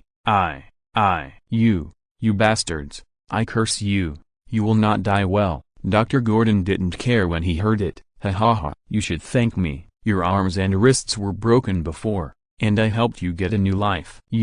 What did you do to my body? I just modified your body so that you can become an excellent cyborg warrior. You lunatic. The black youth's broken arm can now move, but it has turned into an octopus claw. The black youth's broken leg can now move, but it has turned into a horse leg. The black youth was devastated when he saw that his limbs had been replaced with animal organs by Dr. Gordon. Boy, I still have one last step to complete. But this last step requires the help of Dr. Zora. Hearing this, the black youth asked nervously, what last step? Ha ha ha. Of course it's to transform your brain and turn you into a puppet of Hydra. No, I don't want to be a puppet of Hydra. It's not up to you. Dr. Zora has studied brain waves for many years. He will transform your brain by remotely controlling the computer here. From then on, you will become a glorious cyborg warrior in the hands of Hydra. Ha ha ha. You bunch of lunatics. The black youth fainted again before he finished speaking. At this time, the LCD screen on the wall of the basement lit up again. Hail Hydra, Dr. Gordon. Hail Hydra, Dr. Zora. How did the transformation experiment go? The transformation experiment was very successful. Through this experiment, I have proved that animal organs can indeed be perfectly transplanted into humans. I think I can create more cyborg warriors for Hydra in the future. Thank you very much for your efforts, Dr. Gordon. You're welcome. Now we need to proceed to the last step, the transformation of the brain. This requires your help, Dr. Zora. Of course. Happy to serve you, Dr. Gordon. Chapter 12, Fist of Justice, Part 1. Lu Nian moved bricks at the construction site for a day and earned a total of $150. The wages of brick movers in New York are paid on a daily basis. $150 a day,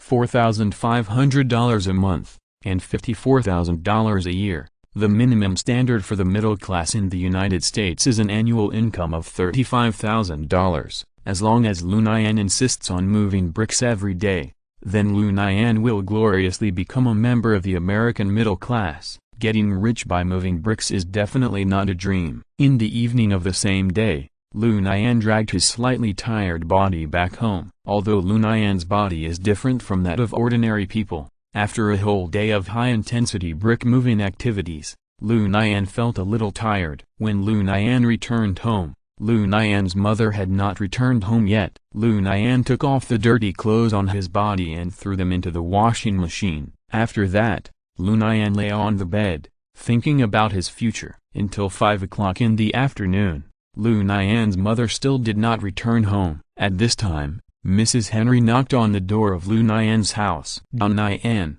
are you home? When Lu Nian heard that Mrs. Henry was coming, she immediately got up from the bed and went to open the door. Mrs. Henry, why are you here? Nian, your mother just called me. She has to work overtime tonight, so she asked you to come to my house for dinner tonight. Ah, okay. I have to trouble Mrs. Henry again. No trouble, not at all. Nian, you saved my life this morning, and I specially prepared a steak for you tonight. Mrs. Henry, you don't have to be so polite. It's okay, Nian. I've already prepared it, just eat it. Mrs. Henry took Lu Nian's hand affectionately and walked towards her home. At the same time, in an old house outside Brooklyn, in a bright room, there was a big bed in the middle. The black youth who had been brainwashed by radio waves was tied tightly to the bed. Dr. Gordon looked at the black youth lying on the bed with a fanatical look on his face, and shouted excitedly, "Wake up, my greatest masterpiece, the first cyborg warrior in the history of Hydra." Octopus Horse, the former black youth, now Octopus Horse, slowly opened his eyes, but his eyes were a little empty. Octopus Horse made his first cry after being born. "Can you speak, Octopus Horse?" "Yes, I am Dr. Gordon, the father who created you. From now on, You must serve Hydra well." "Yes." Seeing that Octopus Horse was obedient, Dr. Gordon breathed a sigh of relief, and at the same time couldn't help but exclaimed, "Dr. Zola is such a genius. The transformation of brain waves is so successful." After confirming that the brain transformation of Octopus Horse was successful, Dr. Gordon ordered his men to put Octopus Horse down from the bed. "Octopus Horse, you should adapt to your body first. I will give you a task to complete in 2 days." "Yes, Dr. Gordon." 2 members of Hydra took Octopus Horse away. In a slum in North Brooklyn, Lu Nian and Mrs. Henry were having dinner together. Mrs. Henry prepared a steak for Lu Nian to repay her for saving his life. Lu Nian could not remember the last time he had a steak. In the slum, every household was similar. This place was synonymous with poverty. Mrs. Henry's home could be described as shabby. There was an old TV, an old sofa, a square table with a broken leg, an old air conditioner, and a small bed with a broken leg. "Lu Nian, eat more. Don't be polite." At Mrs. Henry's urging, Lu Nian began to enjoy the steak. Mrs. Henry's cooking skills were not very good, but Lu Nian ate with relish. After dinner, Lu Nian said goodbye to Mrs. Henry and returned home. After Lu Nian had eaten and drunk his fill, the fatigue from moving bricks during the day was swept away. Lu Nian lay on the bed again and began to think about his future. It is definitely impossible to move bricks at a construction site for a lifetime. For some reason, Professor Caesar's words once again appeared in Lu Nian's mind. There is no absolute justice or absolute evil in this world. The same gun can be used to save people in the hands of some people, but it becomes a murder weapon in the hands of others. What kind of person you want to be depends on your heart. I can give you great power, but I can't teach you what kind of person you should be. Lu Nian, the future is in your own hands. If one day you long for power, come back here and drink it. But you must remember that once you drink it, it means that you will say goodbye to the life of an ordinary person. Remember, the greater the ability, the greater the responsibility. Lu Nian murmured to himself, "Professor Caesar, although I have become a cavalier knight, my heart is full of confusion. I don't know what I should do now." "Professor Caesar, if you are still here, what would you let me do?" Just when Lu Nian was hesitating, Lu Nian heard the sound of the door opening. "It's Mommy back." Lu Nian immediately jumped off the bed and ran to the door. "Ah, Mom, what happened to you?" Lu Nian was surprised to find that her mother's head was wrapped in gauze. "Lu Nian, it's okay, I accidentally bumped it today." Lu Nian certainly didn't believe her mother's words. "Mom, did someone bully you? Tell me, I'll go and get justice for you." "Lu Nian, it's okay, I really bumped it by accident." "Mom." Seeing her mother like this, Lu Nian felt sad and distressed. "Mom, let me help you sit down and rest for a while." Lu Nian helped her mother sit down on a chair at home. "Lu Nian, have you eaten?" "I have eaten, at Mrs. Henry's." "That's good." "Mom is not feeling well now, and wants to go to bed early, so I can't cook dinner tonight." "Okay, Mom." After Lu Nian chatted with her mother for a while, she helped her mother to the bed to rest. After watching her mother fall asleep, Lu Nian gritted his teeth and left home. "I don't care who you are. If you dare to hurt my mother, I will make you pay the price." Lu Nian ran to the tailor shop opened by her mother as soon as possible. The tailor shop was closed now, but Lu Nian could still see from the window that the shop was in a mess, as if a fight had taken place. Lu Nian couldn't help but wonder, what happened in the tailor shop? Who beat my mother? Lu Nian turned around and suddenly saw that the bakery 2 shops away from the tailor shop was still open. With a glimmer of hope in his heart, Lu Nian walked into the bakery. Chapter 13, Fist of Justice, Part 2. Seeing Lu Nian coming in, a waiter immediately came to greet him. "Hello, sir, what do you need?" "These are all freshly baked breads today, guaranteed to be fresh." "I'm not here to buy bread. I want to ask you something." "Oh, I want to ask you, did something happen in the tailor shop next door today?" "Oh, how did you know? Did it really happen?" "What happened?" "During the day, 2 black youths went to the tailor shop to collect protection money." "Collect protection money? Don't the police care?" "Police? The police are their umbrella. How could they care?" "Someone called the police, but the police only arrived after the 2 black youths left." "What did the 2 black youths do in the tailor shop?" "That poor woman, because she didn't pay enough protection money this month. The two black youths smashed the tailor shop. Oh, that was miserable. These two bastards. Lu Nian clenched his fists, and the anger in his heart was hard to suppress. Who said they weren't? We all know that those two guys are bastards, but every time they come to collect protection fees, we still have to pay them obediently. Do you know where those two bastards live? I know. They live in the old house at the end of this street. There is a wooden sign at the door that says private territory, please do not approach. It's easy to find. Tom and Jerry, even if they turn into ashes, I will recognize them. Thank you. After thanking them, Lu Nian hurriedly left the bakery. At the door of the bakery, Lu Nian muttered to himself, Tom, Jerry, how dare you two hurt my mother? You two bastards are dead. Lu Nian had just experienced the pain of losing his master Li Hu. At this time, if anyone dared to hurt Lu Nian's relatives, it would be tantamount to seeking death. Lu Nian found the old house according to the address given by the waiter just now. At the door of the old house, there was indeed a wooden sign nailed to it, which read private territory, please do not approach. It seems that this is the right place. Lu Nian walked to the door and did not knock on it at all. Instead, he used all his strength to punch the door of the old house.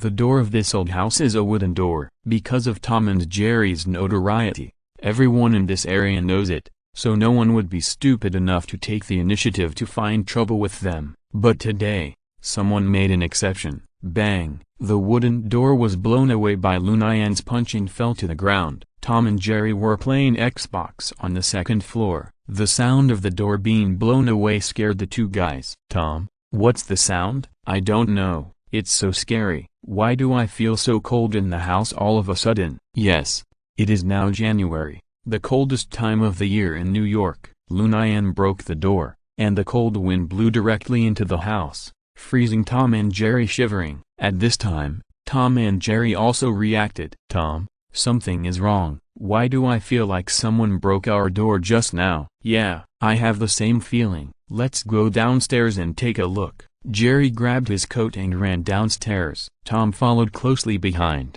After Lu Nian broke the door, he walked into the old house with a dignified manner. As soon as Lu Nian walked into the old house, an unpleasant smell hit him. Lu Nian frowned and glanced around the room. Like all the hooligans, the house was as messy as a doghouse, or even worse than a doghouse. Lu Nian was about to speak and asked Tom and Jerry to get out. Before Lu Nian could speak, the two rolled down the stairs. When they went downstairs just now, Jerry was in front and Tom was behind. Tom followed too closely and accidentally stepped on the heel of Jerry's shoe. As a result, the two people rolled down the stairs together. Idiot! Why did you step on my shoes? You are the idiot. Why are you walking so slowly? Before Lu Nian made a move, Tom and Jerry started fighting. Seeing this, Lu Nian secretly found it a little funny. Tom and Jerry ignored Lu Nian, an outsider, and kept bickering with each other. Lu Nian couldn't stand it anymore and interrupted them. You two are Tom and Jerry? It was not until this time that Tom and Jerry remembered why they went downstairs. Tom and Jerry saw the door that was blown away by Lu Nian at a glance. Who are you? Did you break the door? It doesn't matter who I am, but your door was indeed broken by me. Asshole, how dare you break our door? I think you are looking for death, Jerry said, and suddenly pounced on Lu Nian. Jerry's attack was like child's play to Lu Nian. Lu Nian did not flinch. He clenched his right fist and hit Jerry on the cheek before Jerry could make a move. Although it is often said that don't hit someone in the face, and don't expose someone's shortcomings when scolding them, but when dealing with those shameless people, Lu Nian only hits them in the face. Lu Nian did not hold back this time. Jerry was just like the poor door just now. He was directly knocked out and fell heavily to the ground. Tom looked at everything in front of him in disbelief. His mouth was wide open, enough to fit an egg. It's easy to knock someone down with one punch, but it takes a lot of strength to knock someone away with one punch. At least Tom has been on the street for so long, and he has never seen anyone who can knock someone away with one punch. After Lu Nian knocked Jerry away, he walked towards Tom with a cold face. You, don't come over. We don't know each other. Why do you hit us? Seeing this, Tom was so scared that he stuttered. "That's right, you're right, we don't know each other." "That's right, then why did you hit us?" "Let me ask you, did you two go to the tailor shop on this street to collect protection money today?" "Yes, yes." "How did you know?" "Then did you smash the tailor shop?" "Yes, that woman didn't give us protection money, so of course we had to smash her." Hearing Tom's unrepentant words, Lu Nian's heart suddenly rubbed and a nameless anger rose. "Since you have admitted it, I will no longer be polite to you." "Polite? What polite?" Before Tom could react, a fist as big as a sandbag hit Tom's face. Jerry was just knocked away by Lu Nian's punch, and he was still a little indignant in his heart, and wanted to stand up to get back at him. But now, Jerry thinks that it's better for him to lie on the ground and pretend to be dead. Look at the other side. Tom was beaten up by Lu Nian. This scene can no longer be described as horrible. Chapter 14, Fist of Justice, Part 2. Tom was beaten into a pig's head by Lu Nian. A real pig's head. Tom kept begging for mercy from Lu Nian. "Please, don't hit me anymore." Woo wah woo tilde. This was the first time in Tom's life that he was beaten so badly, and he shed tears of grievance. Lu Nian was completely unmoved when he heard this. "Bah, you still have the face to cry? You know that woman in the tailor shop who was beaten by you is now lying pitifully on the bed." Tom immediately retorted, "If she had given us protection money obediently, she wouldn't." Before Tom could finish his words, he was beaten up by Lu Nian again. Not far away, Jerry was lying on the cold floor, listening to Tom's constant screams, and his heart was hairy. "This guy is so cruel." Lu Nian stopped until Tom fainted. Lu Nian muttered to himself, "This guy really can't stand being beaten." He fainted so quickly. After Lu Nian finished speaking, he turned his head and glanced at Jerry on the ground. Jerry was so scared that he quickly closed his eyes and lay on the ground motionless, fearing that Lu Nian would come over and beat him up. Lu Nian saw that Jerry was motionless and was deceived. How boring. After Lu Nian taught Tom and Jerry a lesson, the unhappiness in his heart was swept away. Lu Nian did not stay any longer. Lu Nian was not a pervert. Lu Nian could not kill Tom and Jerry, and he could not torture Tom and Jerry with all kinds of perverted means. Beating Tom and Jerry so that they would not dare to go to their mother's tailor shop to collect protection fees in the future was the purpose of Lu Nian's trip. "Don't let me see you two collecting protection fees outside in the future, otherwise, the next time it won't be as simple as a beating." After leaving this sentence, Lu Nian went home. As soon as Lu Nian walked out of the gate of the old house, raindrops floated in the sky. Lu Nian curiously reached out and caught a few raindrops. "Huh? Why is it raining suddenly in this weather?" Lu Nian did not bring an umbrella, so he could only let the raindrops wet his body. Lu Nian covered his head with his shirt and hurried home. When Lu Nian returned home, it was completely dark. Lu Nian pushed open the door and the first thing he said was, "Mom, I'm back." But no one answered at home. Lu Nian said to himself, "Mom must not have woken up yet. I'll go out and get her something to eat. I just happened to have the $150 I earned today." Lu Nian found an umbrella and planned to go out again to buy some dinner for his mother. Before leaving, Lu Nian decided to take a look at his mother. Lu Nian tiptoed to his mother's room. There was no light in the room, it was pitch black, and he couldn't see his hand in front of him. Because Lu Nian's body had been strengthened by the night potion, he could barely see things at night. With the weak light from the window, Lu Nian saw his mother lying on the bed, motionless. Lu Nian said to his mother on the bed, "Mom, I'm going out to buy you some dinner now. If you wake up later, don't rush to find me." Lu Nian's mother didn't respond. "Mom, then I'll go out now." Lu Nian's mother still didn't respond. Seeing this, Lu Nian murmured to himself, "Huh? Did Mom sleep so soundly today?" Lu Nian walked to the bedside and covered the quilt for his mother. It seems that Mom is really tired and sleeps so soundly. Before Lu Nian turned around and left, his hand unconsciously touched his mother's face. At this moment, Lu Nian was struck by lightning and stood still, because Lu Nian felt that his mother seemed to no longer have any breath. Lu Nian murmured in his mouth, "No, no, no, impossible. This is impossible." The next second, Lu Nian suddenly fell on his mother. Lu Nian didn't dare to put his hand on his mother's face again, but kept shaking his mother's body and calling, "Mom, Mom, wake up quickly, I'm Lu Nian, Mom, please, wake up quickly, I'm Lu Nian." Tilda tears couldn't stop falling from Lu Nian's eyes. No matter how Lu Nian called out, her mother was still lying on the bed, without any response. Lu Nian could feel her mother's cold body with her hands. Wu Tilda. Lu Nian picked up her mother from the bed and burst into tears. That cry was heartbreaking. That cry was deeply touching. That cry was unwilling. That cry was infinitely desolate. "Mom, Mom, wake up, don't leave me alone, Mom." Wu Tilda. Lu Nian's miserable cry reached the ears of Mrs. Henry next door. Mrs. Henry had already lain down and fallen asleep at this time, but she was worried about Lu Nian, so she put on a coat, held an umbrella, and knocked on the door of Lu Nian's house. Lu Nian, what's wrong? Did something happen at home?" Lu Nian heard that Mrs. Henry was coming, and saw that her mother's body was put back on the bed. She walked to the door with a lonely face and opened the door for Mrs. Henry. Mrs. Henry saw that there were still traces of tears on Lu Nian's face, and Lu Nian's mood seemed a little off. Mrs. Henry asked with concern, "Lu Nian, what happened to your family? Why did I hear you crying so sadly just now?" Lu Nian saw Mrs. Henry's kind face and caring words. Lu Nian could no longer control her emotions,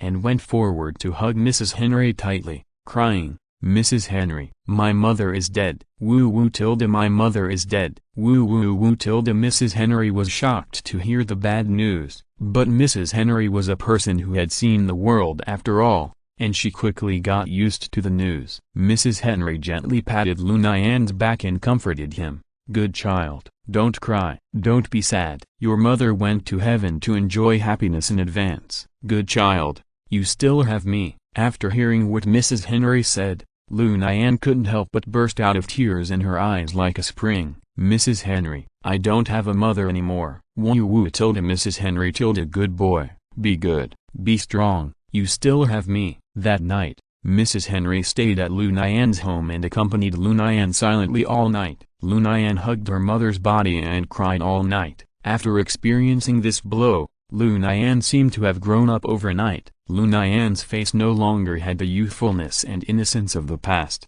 but only strength and a bit of coldness. The next day, Mrs. Henry helped Lu Nian deal with his mother's funeral. Mrs. Henry was an experienced person and knew what to do. The next morning, Li Mai also came to Lu Nian's home. Lu Nian didn't have many friends in New York. Li Mai could be regarded as Lu Nian's confidant and the closest person to him besides his mother. If you're listening to this novel on a channel other than Fanfic World, it means they downloaded and uploaded it without effort. We cordially invite you to visit our channel, Mundo Fanfic Novelist. There you'll find the original version of this story and you can explore many other novels of various genres. We are waiting for you to immerse yourself in a world of incredible novels. Chapter 15, Fist of Justice, continued. Because Lu Nian was at odds with Li Mai's mother, she did not call Li Mai to inform her of the incident. It was Mrs. Henry who called Li Mai and asked her to come see Lu Nian. Seeing Li Mai suddenly appear in front of her,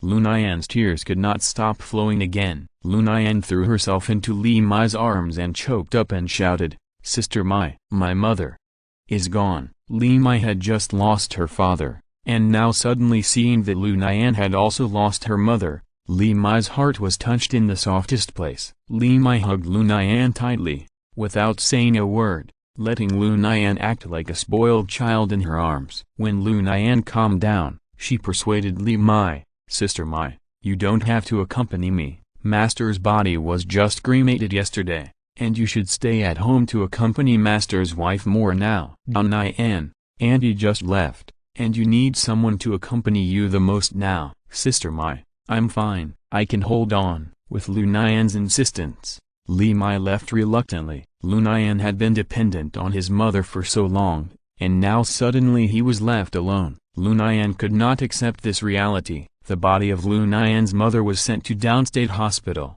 the same hospital as Li Jing. A few days later, the body of Lu Nian's mother will be cremated and sent to a cemetery in Brooklyn for burial. But before that, the hospital will perform an autopsy on Lu Nian's mother's body to confirm the cause of death, and a series of forms need to be filled out. In the United States, no matter who dies. An autopsy is required before cremation. This is a standard procedure. Before, Li Zheng was sent for cremation. After the autopsy, Lu Nian was bored at home all day and morning. Countless thoughts flashed through Lu Nian's mind, including revenge. Mother died because she was beaten by those two bastards Tom and Jerry. I should kill them to avenge her. No, maybe they are innocent. Impossible. Mother was always fine. How could she die suddenly? It must be Tom and Jerry's fault. I'm going to seek revenge on them now. No, I beat them up yesterday. It's not appropriate for me to go after them again without any evidence. Let's wait for the autopsy results to come out. Lu Nian hesitated for a long time, but finally did not go after Tom and Jerry to fight. Dong dong dong. Who? Lu Nian, it's me. When Lu Nian heard that it was Mrs. Henry, she immediately ran over to open the door. Mrs. Henry. Thank you. Lu Nian, there's no need to be so polite between us. We have been neighbors for so many years, and I know what kind of child you are. Well, Mrs. Henry, come in and sit down. Lu Nian invited Mrs. Henry into the house, then took a cup of warm water and handed it to Mrs. Henry. Only Lu Nian was left at home, and the house suddenly became much quieter. Lu Nian, have you considered what to do in the future? Find a job to support yourself first. Lu Nian, do you want to move in with me? As for this house, you can rent it out and get some rent. Mrs. Henry, this is too much trouble for you. Lu Nian, I don't have any children. For so many years, I have always treated you like my own son. Now your mother is gone, leaving you alone. I can't bear it. So, you should listen to me and move in with me. At least 3 meals a day. I won't let you go hungry. Mrs. Henry, let me think about it. Okay, okay. Lu Nian, if you want to move in, just tell me anytime. I'll be waiting for you. The next day, Lu Nian received her mother's autopsy report. Acute cerebral hemorrhage caused by excessive fatigue. Mom, I'm sorry for you. I don't care about you enough on weekdays. It's all my fault. Lu Nian knelt on the ground with a thump and began to cry again. Grief and repentance. It was not until Mrs. Henry arrived that she helped Lu Nian up. 2 days later, in the Holy Cross Cemetery at 3620 Titan Avenue in Brooklyn, Lu Nian, Mrs. Henry, and Li Mai, dressed in black, stood in front of a new grave. Sister Mai, Mrs. Henry, you don't have to come with me. Lu Nian, what are you talking about? Today is the day of my aunt's funeral. How could I not come? I didn't go on the day of my master's cremation. I'm so unfilial. Lu Nian, it's not your fault. Aunt just passed away, and you should be at home to mourn. Sister Mai, thank you. Li Mai didn't answer, but gently held Lu Nian's right hand with her left hand. Lu Nian turned around and said to Mrs. Henry again, Mrs. Henry, I've made up my mind. When I go back, I'll move in with you. I hope you don't dislike me. Upon hearing this, Mrs. Henry smiled with relief. Okay, okay, I have been living alone for so many years. Now that you are willing to come and live with me, I am so happy. Mrs. Henry, I want to rent out the house. I need to trouble you with this matter. As for the rent received, just give it to Mrs. Henry. It will be considered as my rent. Lu Nian, it's too formal for you to say that. I will give you the rent received every month. No, I can't live in your house for free. Besides, I have found a new job now. I can make money to support myself. After leaving the cemetery, Lu Nian thought about it and decided to go see Tom and Jerry. 5 days have passed since Lu Nian beat Tom and Jerry. During these 5 days, Tom lay in bed, completely unable to move. Jerry was better because he pretended to be dead and escaped. Tom, are you okay? Don't mention it, Jerry. You are such a good guy. You just watched someone die without helping. You kept pretending to be dead on the ground, and you didn't even come to help. That bastard kept pressing me to the ground and rubbing me. I still feel pain now. TSK. You are stupid. It's time to say what to say and what not to say. Don't you know? I think you deserve to be beaten. Let you remember this lesson. Humphrey, you'd better not let me see that bastard again. Otherwise, Tom hadn't finished speaking when a familiar loud noise came from downstairs. Boom. Tom and Jerry were immediately frightened when they heard the sound. Tom, why do I suddenly have a bad feeling? Jerry, you hurry down and take a look. What happened? Okay. Gulp. Jerry swallowed hard and went downstairs bravely. When Jerry went downstairs, he saw that the poor door was kicked and broken again. Jerry looked out of the door. Ah, it's you. Jerry recognized Lu Nian at a glance. Chapter 16 Fist of Justice. End. Lu Nian smiled and greeted Jerry. Hello, Jerry. Where's Tom? Jerry saw Lu Nian with a smile, and felt a little scared. Tom is still lying in bed. I'm sorry, I was a little heavy-handed that day. I feel a little guilty, so I came to see you. Plop. Jerry knelt down without saying a word. Brother, spare us. We already know we were wrong. We will never dare to go to the street to collect protection money again. Please spare us. You are Jerry, right? Yes. Do you know the woman in the tailor shop who was beaten by you that day? She died. Hearing this, Jerry was immediately frightened and his face turned pale, and he couldn't speak clearly. No, this has nothing to do with me. I swear, we definitely didn't want to beat her to death. Really, Jerry, don't be nervous. I didn't say you beat her to death. Jerry kept kowtowing to Lu Nian. Brother, please forgive us. We will start from today and be good people. Hearing this, Lu Nian walked forward and helped Jerry up. It is a great virtue to know one's mistakes and correct them. A prodigal son who returns to his true self is more valuable than gold. I hope you can do what you say. Brother, Tom and I will never dare to do bad things again. Yes, I believe you. Brother, do you know where the dead end is?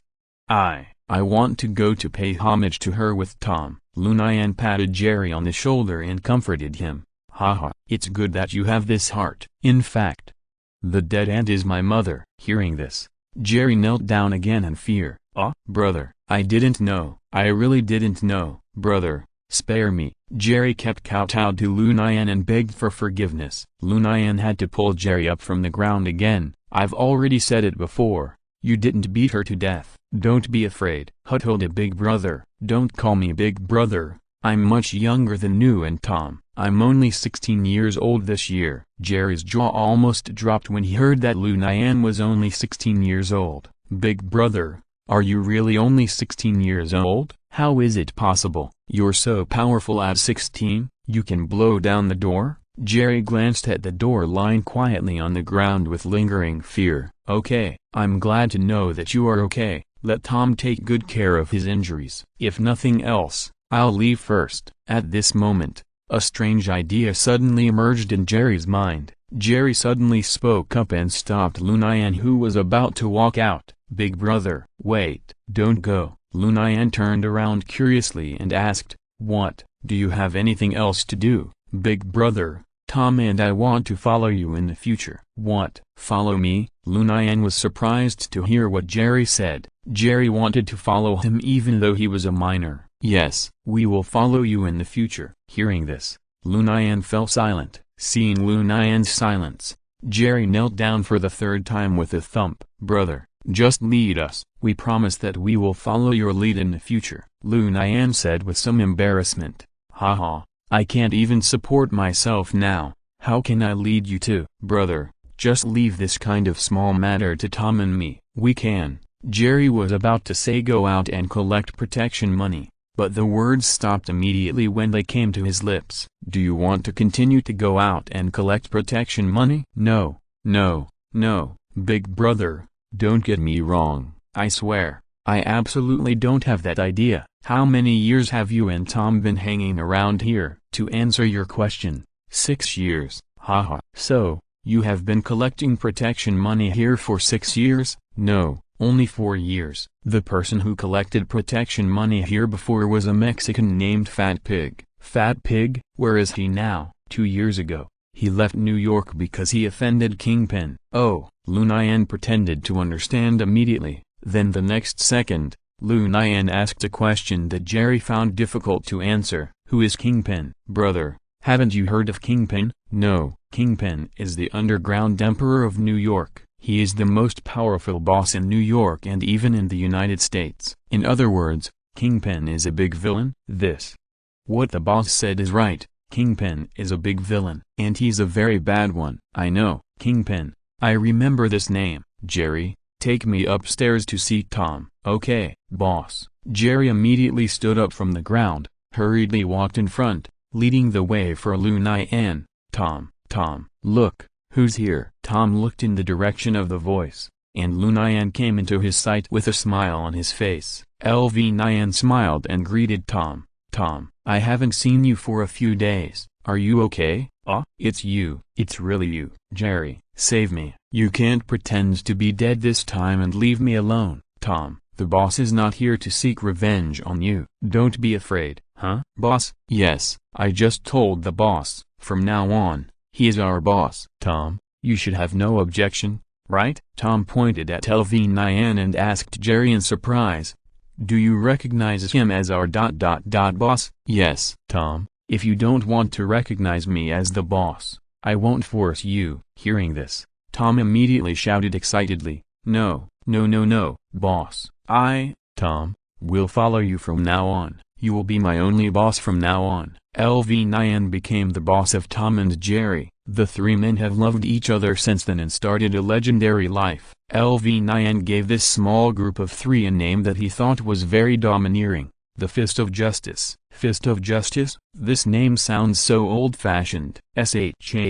Tom, have you forgotten the pain now that your wound has healed? Do you want the boss to beat you up again? No, this name is good. This name is domineering. When others hear it, they will know that we are good people. Lu Nian couldn't stand it anymore when he heard Tom flattering him. "Tom, you don't have to be so hypocritical. Good is good, bad is bad." "Boss, I'm serious. You chose a great name, Fist of Justice. From now on, we are the Fist of Justice in New York." Chapter 17 A New Beginning. After Tom and Jerry recognized Lu Nian as their boss, they thought they were on a happy road to wealth. Lu Nian first comforted Tom, and then told Tom and Jerry some things, and then Lu Nian left the old house.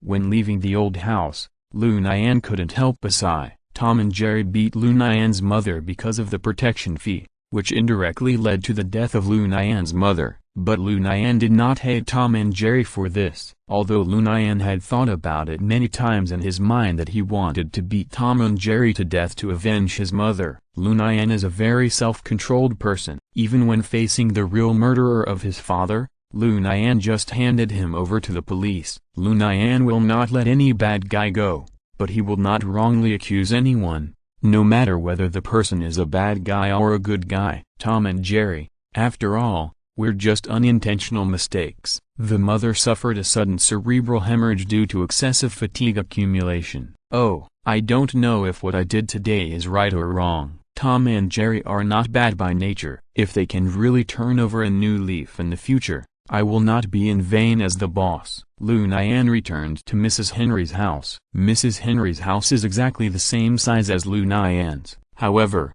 Mrs. Henry's house is poorer and more dilapidated than Lu Nian's. No matter how bad Lu Nian's house is, at least there are two people living in it. Lu Nian's mother runs a tailor shop. Although her income is meager, she has no problem with her daily life. Mrs. Henry usually lives entirely on relief. Mrs. Henry has an only son who is a soldier, but unfortunately died on the battlefield a few years ago. Since then, Mrs. Henry has lived alone in the slums of Brooklyn. The government pensions were donated by Mrs. Henry to help disabled soldiers. Lu Nian had some understanding of Mrs. Henry's story. Usually when Lu Nian had dinner at Mrs. Henry's house, Mrs. Henry would tell Lu Nian some stories from the past. Lu Nian was young and had no interest in what Mrs. Henry said, but Mrs. Henry always talked with great interest, and when she talked about the climax, she would cry. Every time at this time, Lu Nian would frown, not knowing whether to leave or stay. When Lu Nian returned home, Mrs. Henry had already made the bed for Lu Nian. "Nian, you are finally back." "Sorry, Mrs. Henry, I asked you to clean the house alone." "Haha, it's okay, I don't have anything to do anyway." "Nian, I have made the bed for you. Go and see if it is suitable." "Mrs. Henry, you should sleep on the bed, and I will sleep on the sofa in the hall." Lu Nian knew that there was only one bed in Mrs. Henry's house. If she slept on the bed, Mrs. Henry would have to sleep on the sofa in the hall. "Nian, you are just in the period of growth. You sleep on the bed." "No, Mrs. Henry, I have caused you a lot of trouble by living in your house. I can't be so selfish. I insist on sleeping on the sofa in the hall. Mrs. Henry, if you don't sleep on the bed, then I have to leave here." Under Lu Nian's insistence, Mrs. Henry finally gave in and agreed to sleep on the bed. "Also, Lu Nian, I have found tenants for your previous house. They are a black couple with a daughter. The rent is set at $1,200 per month. Lu Nian, I will pay you the rent every month." "Mrs. Henry, you can decide these things. You don't have to pay me the rent. Just consider it as my rent for living here." Mrs. Henry's face immediately turned a little ugly when she heard this. "Lu Nian,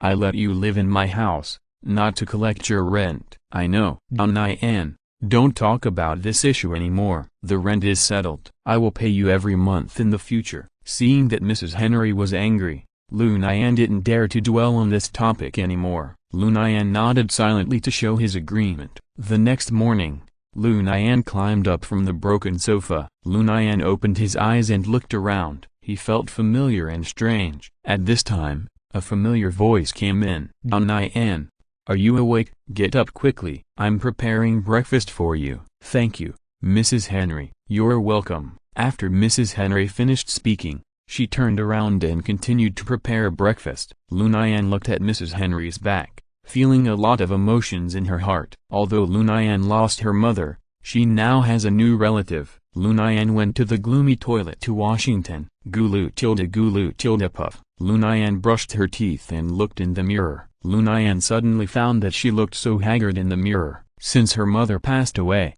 Lu Nian has been living in decadence. "Mom, from today on, I will not be decadent anymore. I want to live well, for you, and for myself. Mom, I hope you can bless me in heaven." Lu Nian tidied up her appearance and felt a little more energetic. "Well, it looks much better this way." At this time, Mrs. Henry's voice came over. "Lu Nian, haven't you washed your face yet? Breakfast is ready." "Mrs. Henry, I'll be right there." Before leaving the toilet, Lu Nian took a last look at herself in the mirror and showed a confident smile on her face. In the hall, Mrs. Henry put breakfast on the dining table. A fried egg, 2 slices of bread, a sausage, a small dish of jam and a small dish of honey. When Lu Nian saw that there was only one breakfast, a question immediately came to his mind. "Mrs. Henry, why is there only one breakfast?" "I'll eat later." "Lu Nian, you eat first. I remember you told me before that you have found a job. After dinner, you should go out to work early." "Mrs. Henry, you eat first. I'll go out to eat." After Lu Nian finished speaking, he put on his coat and walked out of the house. Mrs. Henry immediately said anxiously, "Lu Nian, go out after breakfast." "Sorry, Mrs. Henry." Lu Nian ignored Mrs. Henry's dissuasion and hurried out of the house. Outside the house, Lu Nian couldn't help but sigh. Alas, Mrs. Henry's life is not easy either. "It seems that I really troubled Mrs. Henry." Lu Nian sold his mother's tailor shop and got a sum of money. At this time, Lu Nian somewhat understood what Li Mai's mother did. Although Lu Nian didn't want to sell her mother's tailor shop, she had to sell it to make a living. Lu Nian felt in her pocket and found a few $100s. So, Lu Nian came to the breakfast stand in Brooklyn Park and ordered a breakfast. Chapter 18 Octopus Horse appears. Brooklyn Park refers to Brooklyn Prospect Park. While Lu Nian was having breakfast in Brooklyn Park, a terrifying thing was happening at the South Brooklyn Marine Terminal, not far from Brooklyn Park. The former black youth, now Octopus Horse, was sent out by Dr. Gordon to perform a mission after a few days of adapting to his body. At the South Brooklyn Terminal, there was a SHIELD agent who was performing a secret mission. The mission of Octopus Horse this time was to kill this SHIELD agent. It was morning and the South Brooklyn Terminal was not open for business yet. John, an agent of SHIELD, met with an informant here under the order of his superiors. SHIELD is a transcendent organization that has no interest in worldly affairs, but it influences all aspects of the earth in secret. SHIELD has long known about the existence of Kingpin, but SHIELD has no intention of intervening in the affairs of the New York gang. Hydra has planted many spies inside SHIELD, so it was easy to confirm the location of this SHIELD agent. Octopus Horse was driven to the parking lot of the South Brooklyn Ferry Terminal by the members of Hydra early in the morning. Octopus Horse sat in the narrow car and kept complaining, "Hey, I said this car is too small. Can you arrange a bigger car for me next time? Sorry, Lord Octopus Horse, the organization can only arrange this kind of car. Please look at my size. There is no place for my feet. It's so uncomfortable. I'm really sorry, Lord Octopus Horse, but please rest assured, I will find an off-road vehicle to pick you up next time. Octopus Horse waved his octopus claws and said,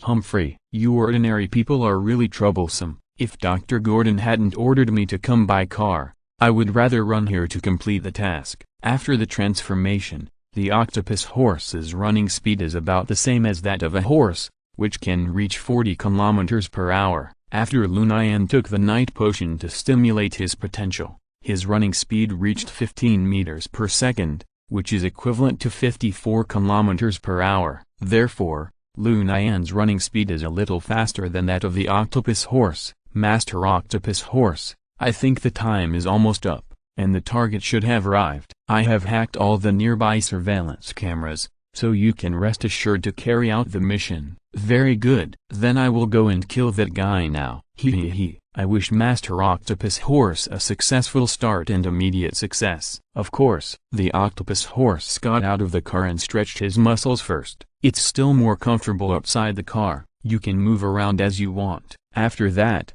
the octopus horse swaggered towards the South Brooklyn ferry terminal. Strange, monster. Ah, it's a monster. As soon as the octopus horse appeared, it scared several porters at the dock. The porters screamed and ran outside. What a trouble. Why did Dr. Gordon tell me not to leave any survivors? The octopus horse jumped in front of several porters. For these ordinary people, the octopus horse is a big killer. The octopus horse's octopus claws easily strangled a porter to death. The remaining porters were terrified when they saw the octopus horse killing people. They shouted for help and ran away from the dock. The octopus horse jumped again and killed the second porter with an octopus claw. Ah, I don't want to die. Don't kill me. Don't kill me. The last porter was instantly frightened and mentally disturbed after seeing two colleagues killed by the octopus horse. The octopus horse jumped again and jumped in front of the porter. The porter was immediately scared to death and sat on the ground.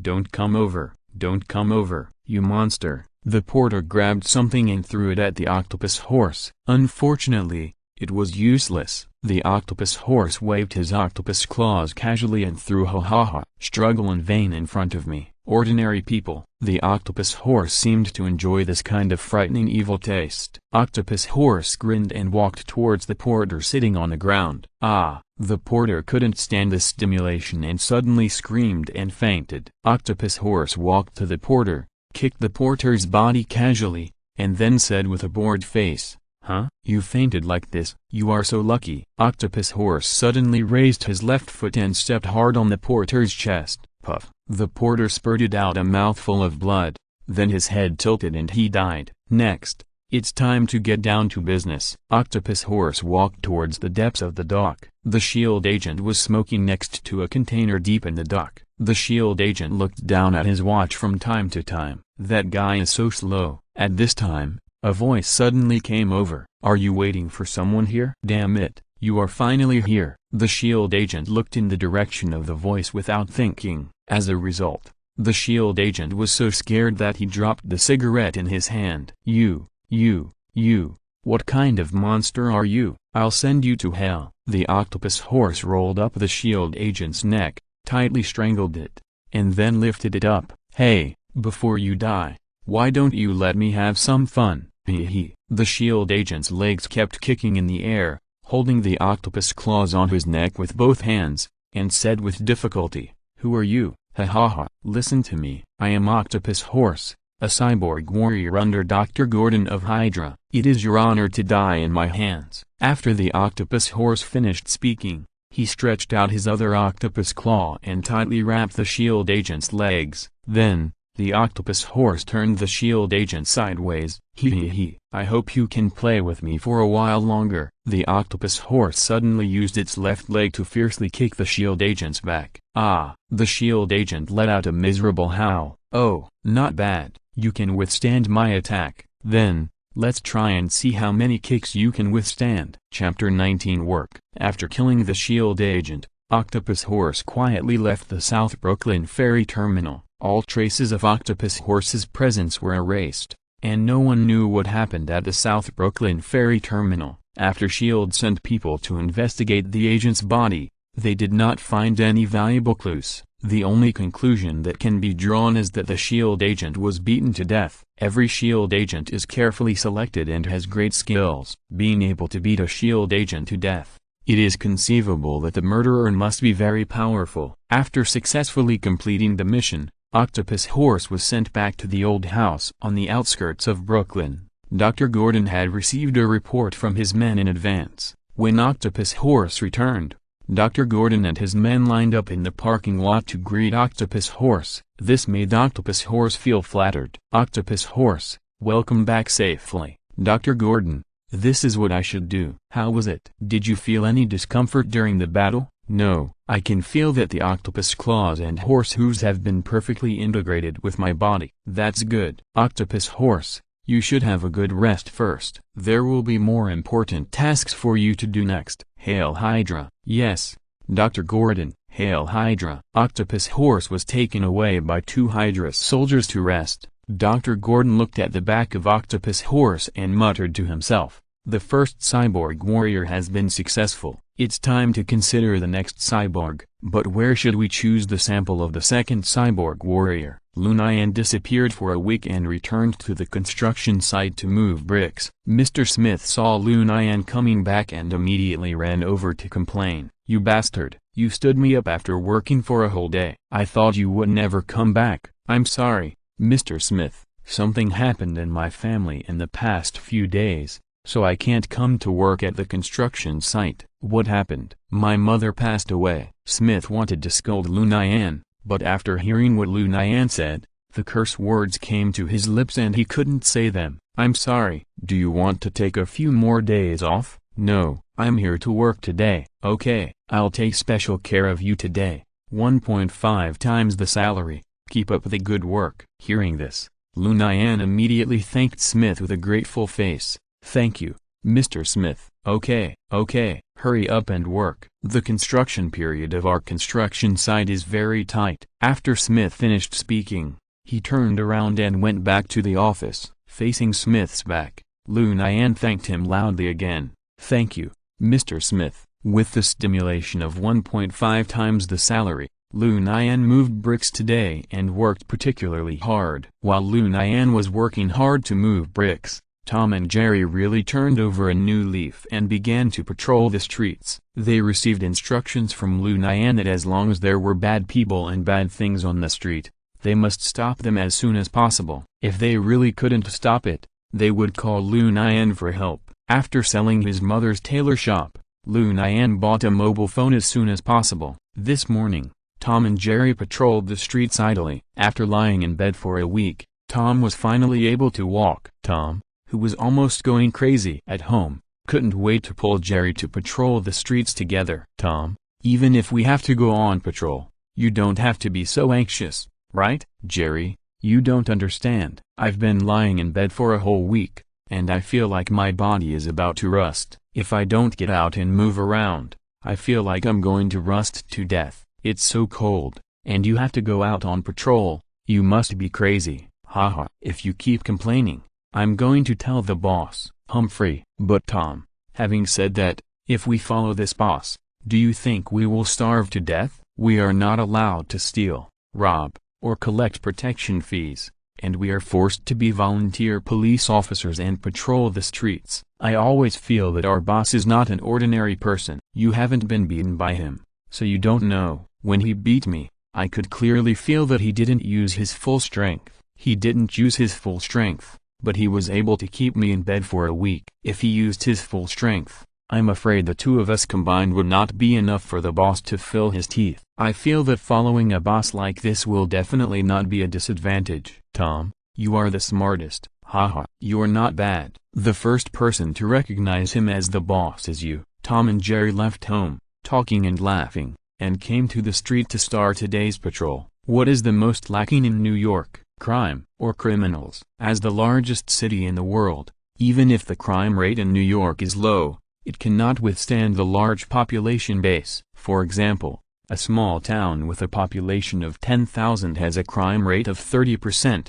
which means that there are 3,000 people committing crimes. The permanent population of New York City plus the floating population exceeds 10 million. Even if the crime rate is as low as 1%, it means that there are at least 100,000 people committing crimes in New York City. The reality is that the crime rate in New York must be above 1%.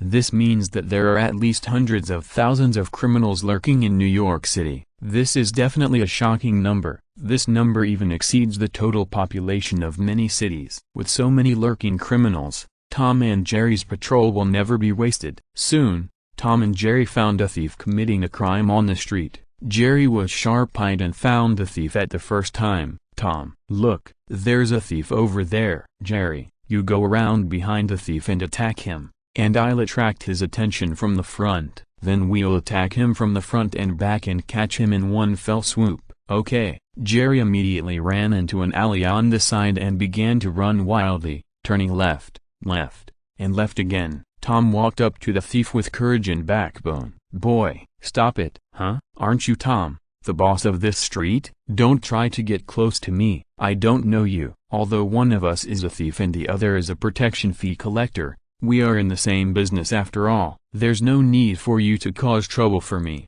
right? What business? Sorry, I don't understand what you're talking about. I'm now a volunteer policeman on this street. As long as there is a crime, I will stand up to stop it. Asshole, are you crazy, Tom? With your current situation, why are you still a volunteer policeman? Are you trying to coax a child? If you turn over a new leaf, even a sow can climb a tree. Chapter 20, Tenpenny. Tom just laughed off the thief's teasing. From the moment Tom decided to follow Lu Nian, Tom had already adjusted his mentality. Haha, whatever you say today is useless. Seeing this, the thief took out a sharp dagger from his pocket. Tom, since you're so aggressive, don't blame me for being ruthless. Seeing this, Tom couldn't help but laugh. This set of threatening drama was Tom and Jerry's favorite in the past. Tom put his hand in his pocket. In the blink of an eye, a dagger appeared in Tom's hand. Hey, kid, when your grandpa Tom was hanging around on the streets,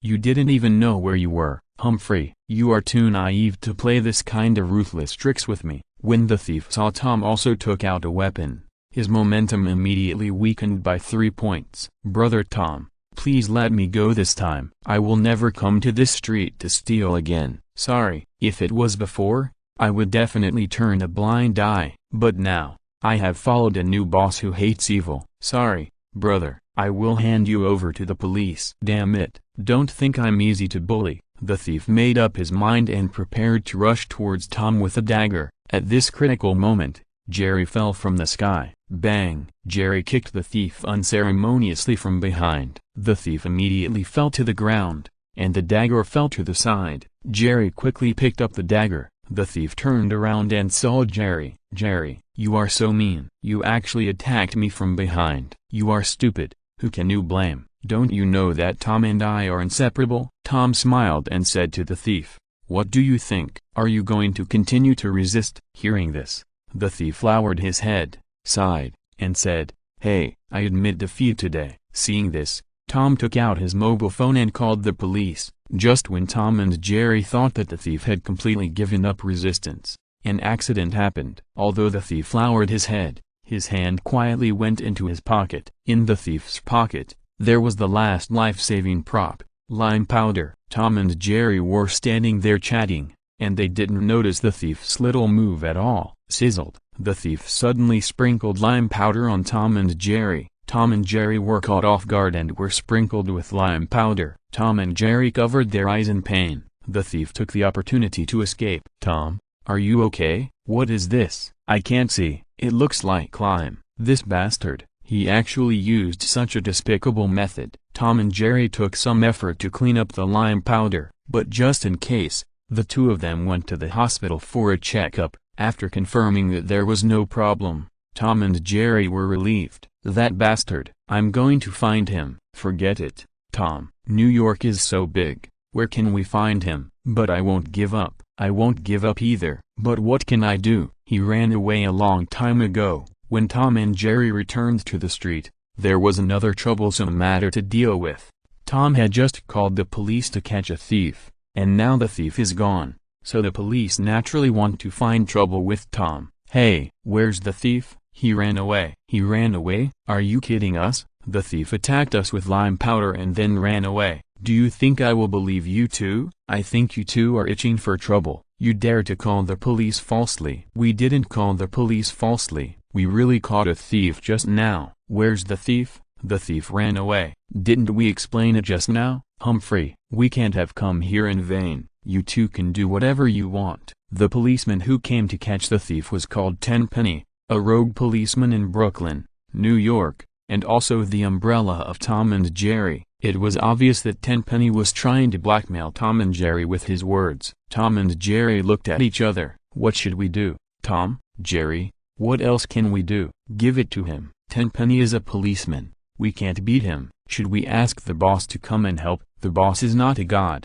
He can't beat Tenpenny. I think it's better to notify the boss. Seeing Tom's persistence, Jerry also felt a glimmer of hope in his heart. Okay, call the boss. At the construction site of the electronic building at 38 Malcolm X Boulevard in Brooklyn, Lu Nian was working hard to move bricks. It's rare to get 1.5 times the salary today. I can't be lazy. I have to work harder. Just as Lu Nian was working hard to move bricks, a phone call suddenly came in. Tom, what's the matter? What? Someone is looking for trouble with you? Okay, I'll be there right away. When Lu Nian heard that someone was looking for trouble with Tom and Jerry, he immediately dropped his work and went to help Tom and Jerry. Tom and Jerry kept pretending to be nice to Tenpenny and delaying time. Lu Nian ran at full speed and rushed to Tom and Jerry in just 10 minutes. Tom and Jerry saw Lu Nian appear, and they were overjoyed at the same time, and shouted in unison,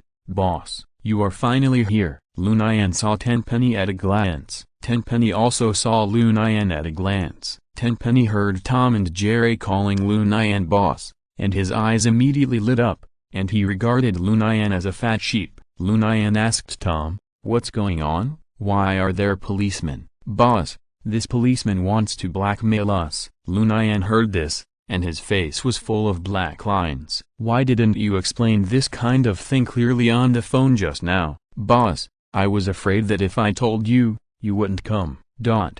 Tenpenny walked in front of Lu Nian with a smile on his face. "Are you the boss of Tom and Jerry?" Lu Nian answered with a stiff face. "Yes." "Haha. Very good. Originally I just wanted a little filial piety, but now, since you, the boss, are here, you should show me more filial piety on their behalf." Tenpenny openly asked for filial piety from Lu Nian. When Lu Nian heard Tenpenny blackmailing so openly, he got angry. "Are you blackmailing me?" "Yes, I am blackmailing you." "Aren't you afraid that I will call the police?" Hearing Lu Nian's words, Tenpenny couldn't help laughing, and then said to his colleagues, "Call the police? Ha ha ha. Hey, did you hear that? He actually said he would call the police." "We are the police.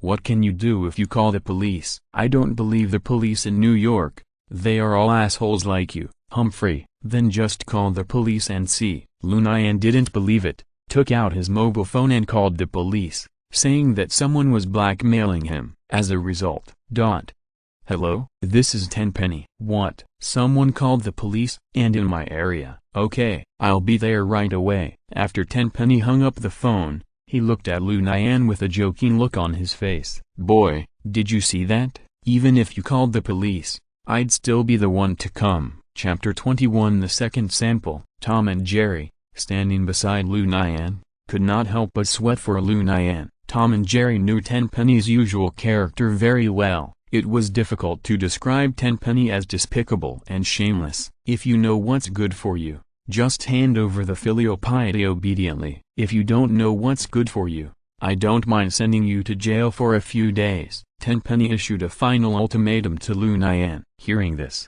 Lu Nian stared at Tenpenny with his eyes, frowned, clenched his fists, and said nothing. Although Lu Nian has become a cavalier now, he is only 16 years old after all, and his mind is still immature. Facing Tenpenny's blackmail, Lu Nian didn't know how to deal with it. Tom whispered in Lu Nian's ear, "Boss, Why don't we just give it to him? Tenpenny saw that Lu Nian didn't respond for a long time, and urged him, "Boy, if you want to give it, hurry up. I don't have so much time to waste here with you." The result was beyond Tenpenny's expectations. Lu Nian did not choose to pay the so-called filial piety. Tenpenny was greeted by Lu Nian's cold iron fist. Bang! Lu Nian's full-strength punch was amazing. Tenpenny flew backwards and fell to the ground, his life or death uncertain. Tenpenny's colleagues saw this scene and were immediately frightened and trembled all over. They pointed at Lu Nian and stammered, You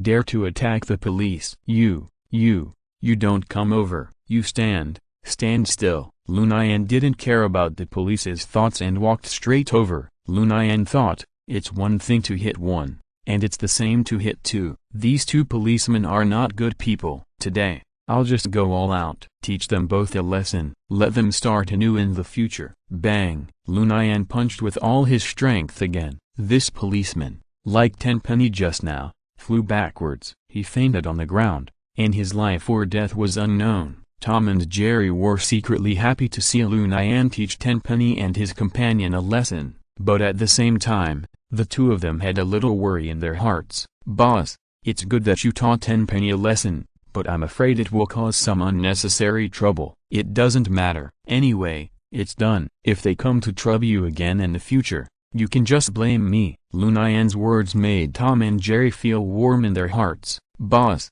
don't worry. Jerry and I will never betray you. It's okay. Since you call me boss, I will naturally be responsible for you." "Boss, what should we do now?" "How to deal with these two policemen? I may have hit them too hard just now. They can't wake up for the time being. You two should call the hospital and ask the hospital to send someone to pick them up." "Okay, boss." "Well, if everything is fine, I'll leave first. Remember to contact me if you have anything." "Okay, boss." With Tom and Jerry watching him go, Lu Nian disappeared at the end of the road. After Lu Nian left, Tom and Jerry looked at each other. "What should we do, Tom? Do you call the police or the hospital?" "Of course the hospital." "What? Do you want to trick the boss?" Now Tenpenny and his companions haven't woken up. What if they have lost their memory? "No, Jerry, I mean, should we just go all out?" Tom made a gesture of wiping his neck. "You're crazy.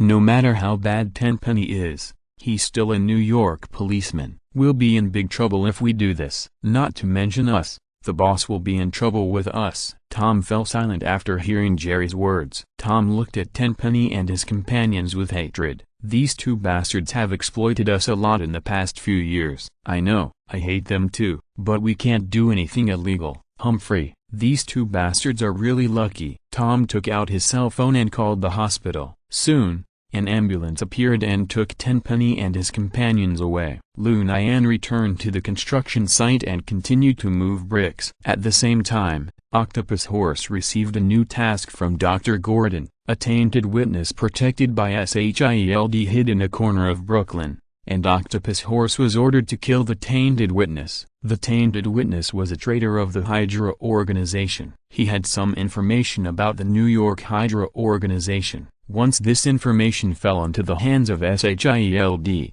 it would be detrimental to the New York Hydra organization. Dr. Zala ordered Dr. Gordon to kill the tainted witness as soon as possible. Dr. Gordon gave this task to Octopus Horse. Because it was not conducive to action during the day, Octopus Horse decided to take action at night and kill the traitor of the Hydra organization. On the other side, the ambulance that came to pick up Tenpenny and his companions did not drive the ambulance to the hospital, but drove to an old house in the suburbs of Brooklyn. The driver stopped the car, walked in front of the old house, and shouted to the guard, "Hail Hydra!" The guard responded, "Hail Hydra!" After successfully taking over, several porters on the ambulance carried the two policemen into the old house. Dr. Gordon was overjoyed to see two more subjects who could be transformed sent in. Dr. Gordon immediately ordered his men to send the two poor policemen to the basement of the old house to prepare for transformation surgery. It is conceivable that the future of Tenpenny and his companions may not be very good. After a day's work,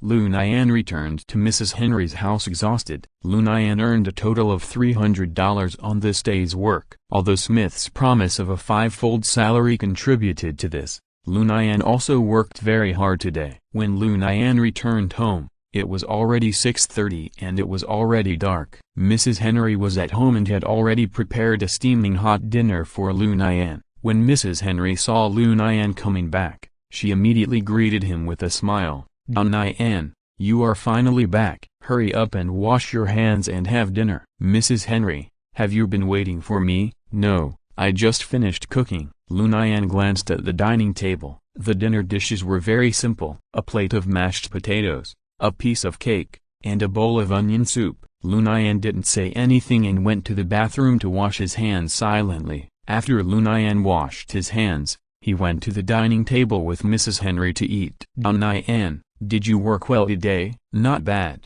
After Lu Nian finished speaking, he took out the $300 he earned today from his pocket and put it in front of Mrs. Henry. "Mrs. Henry, this is my salary for today. You can use it to buy some meat tomorrow. My work is quite tiring and I need to eat more meat." "Okay, I get it, but you should take the money back." "I have money." "Mrs. Henry, please take it, otherwise, I will not have to eat at night." "Okay then." Mrs. Henry remembered what happened in the morning and took the money. If you're listening to this novel on a channel other than Fanfic World, it means they downloaded and uploaded it without effort. We cordially invite you to visit our channel, Mundo Fanfic Novelist. There you'll find the original version of this story and you can explore many other novels of various genres. We are waiting for you to immerse yourself in a world of incredible novels. Chapter 22.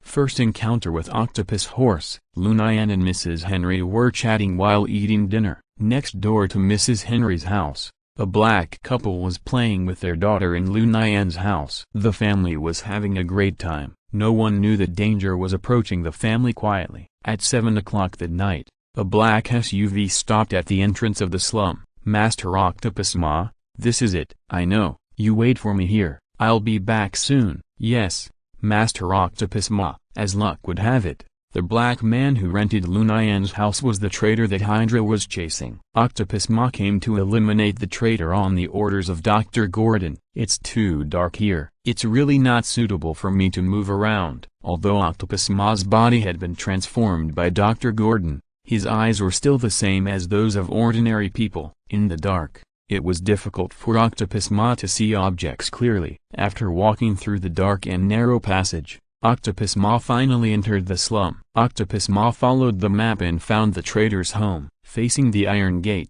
the octopus horse kicked it away with a kick. Bang! A loud noise immediately resounded through the night sky. Seeing this, the octopus horse thought to himself, "Oh no." The octopus horse immediately wanted to complete the task quickly and leave quickly to avoid being exposed. There were two black people, a man and a woman, and a child in the room. Seeing the octopus horse suddenly appear, the little girl was so scared that she immediately threw herself into her mother's arms. "Mom, I'm scared." The mother immediately picked up the little girl and coaxed her. "Daughter, don't be afraid. Mom will protect you." The male black man asked the octopus horse, "Who are you?" "I am the octopus horse. I came here to deal with the traitors under the order of Dr. Gordon." Dr. Gordon. When the male black man heard this name, he immediately understood that his death was coming. "Octopus horse, you can kill me, but I beg you to spare my wife and daughter." "Okay, they are both innocent." The octopus horse replied expressionlessly,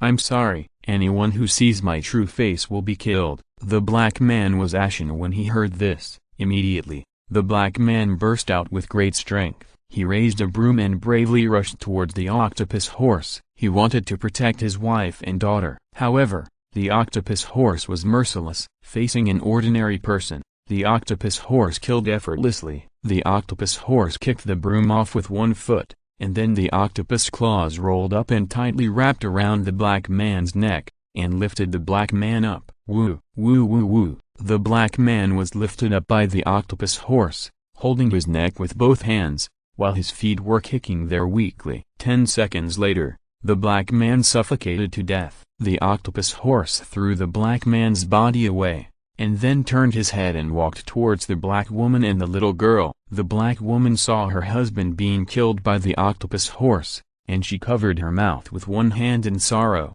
unable to speak for a long time. She couldn't help but shed tears. The little girl was so scared that she burst into tears. "Dad, Dad!" Next door, Lu Nian was watching TV with Mrs. Henry. The cry of the little girl suddenly came over. "Mrs. Henry, is there something wrong next door? Why is the little girl crying so hard all of a sudden?" "I don't know, Mrs. Henry. Let me go and see, then I'll go with you and see." "Okay." Lu Nian and Mrs. Henry put on their coats and went to the next door to check the situation. "Huh? Why is the door gone?" Lu Nian immediately observed that the door of the house was gone. "Mrs. Henry, wait for me outside. I'll go in and see the situation first." Lu Nian was cautious and asked Mrs. Henry to wait outside the house. "Okay." Lu Nian just walked into the house and saw the octopus horse cruelly twisting the little girl's neck. "Kaka," Lu Nian asked in a stern voice, "who are you, huh? Someone's here again? Oh, what a trouble." The octopus horse walked towards Lu Nian impatiently,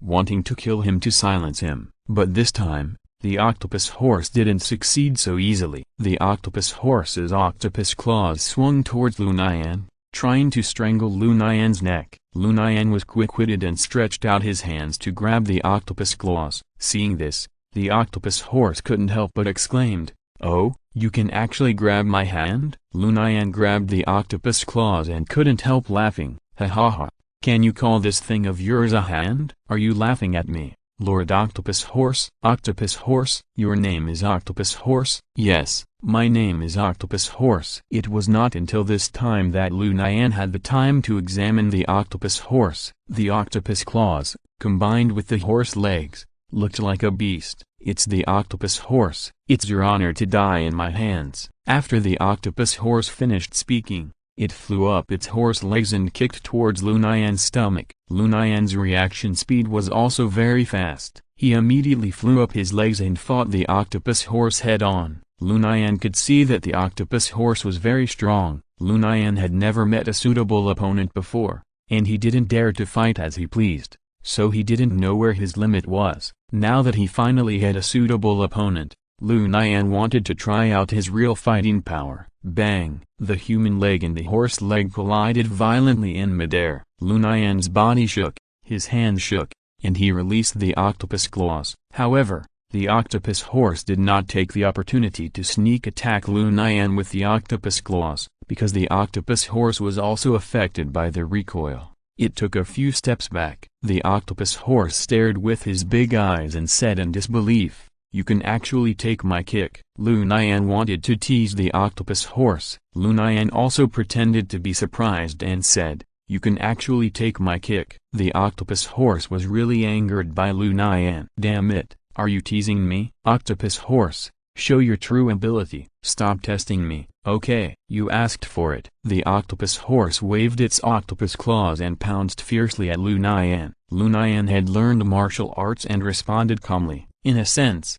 the octopus claws can be used as a whip. The octopus horse's octopus claws waved left and right, covering Lu Nian under its offensive edge. The reason why Lu Nian was able to use the octopus claws before was largely because the octopus horse did not use all his strength at that time. Now, Lu Nian dared not take the octopus claws head-on again. Lu Nian saw that every time the octopus claws hit the ground would collapse a little. The strength of the octopus horse should not be underestimated. Chapter 23, Octopus Horse Defeats. LV Nian kept dodging, but the octopus horse couldn't hit him, which made the octopus horse feel very angry. The octopus horse roared at LV Nian, "Damn it, you coward! Do you dare to fight me head-on? You're always hiding there. What kind of ability is that?" LV Nian was amused when he heard the octopus horse's complaints. "If you hit me and I don't dodge, then I'm a fool, right? How about I hit you and you stand there without dodging?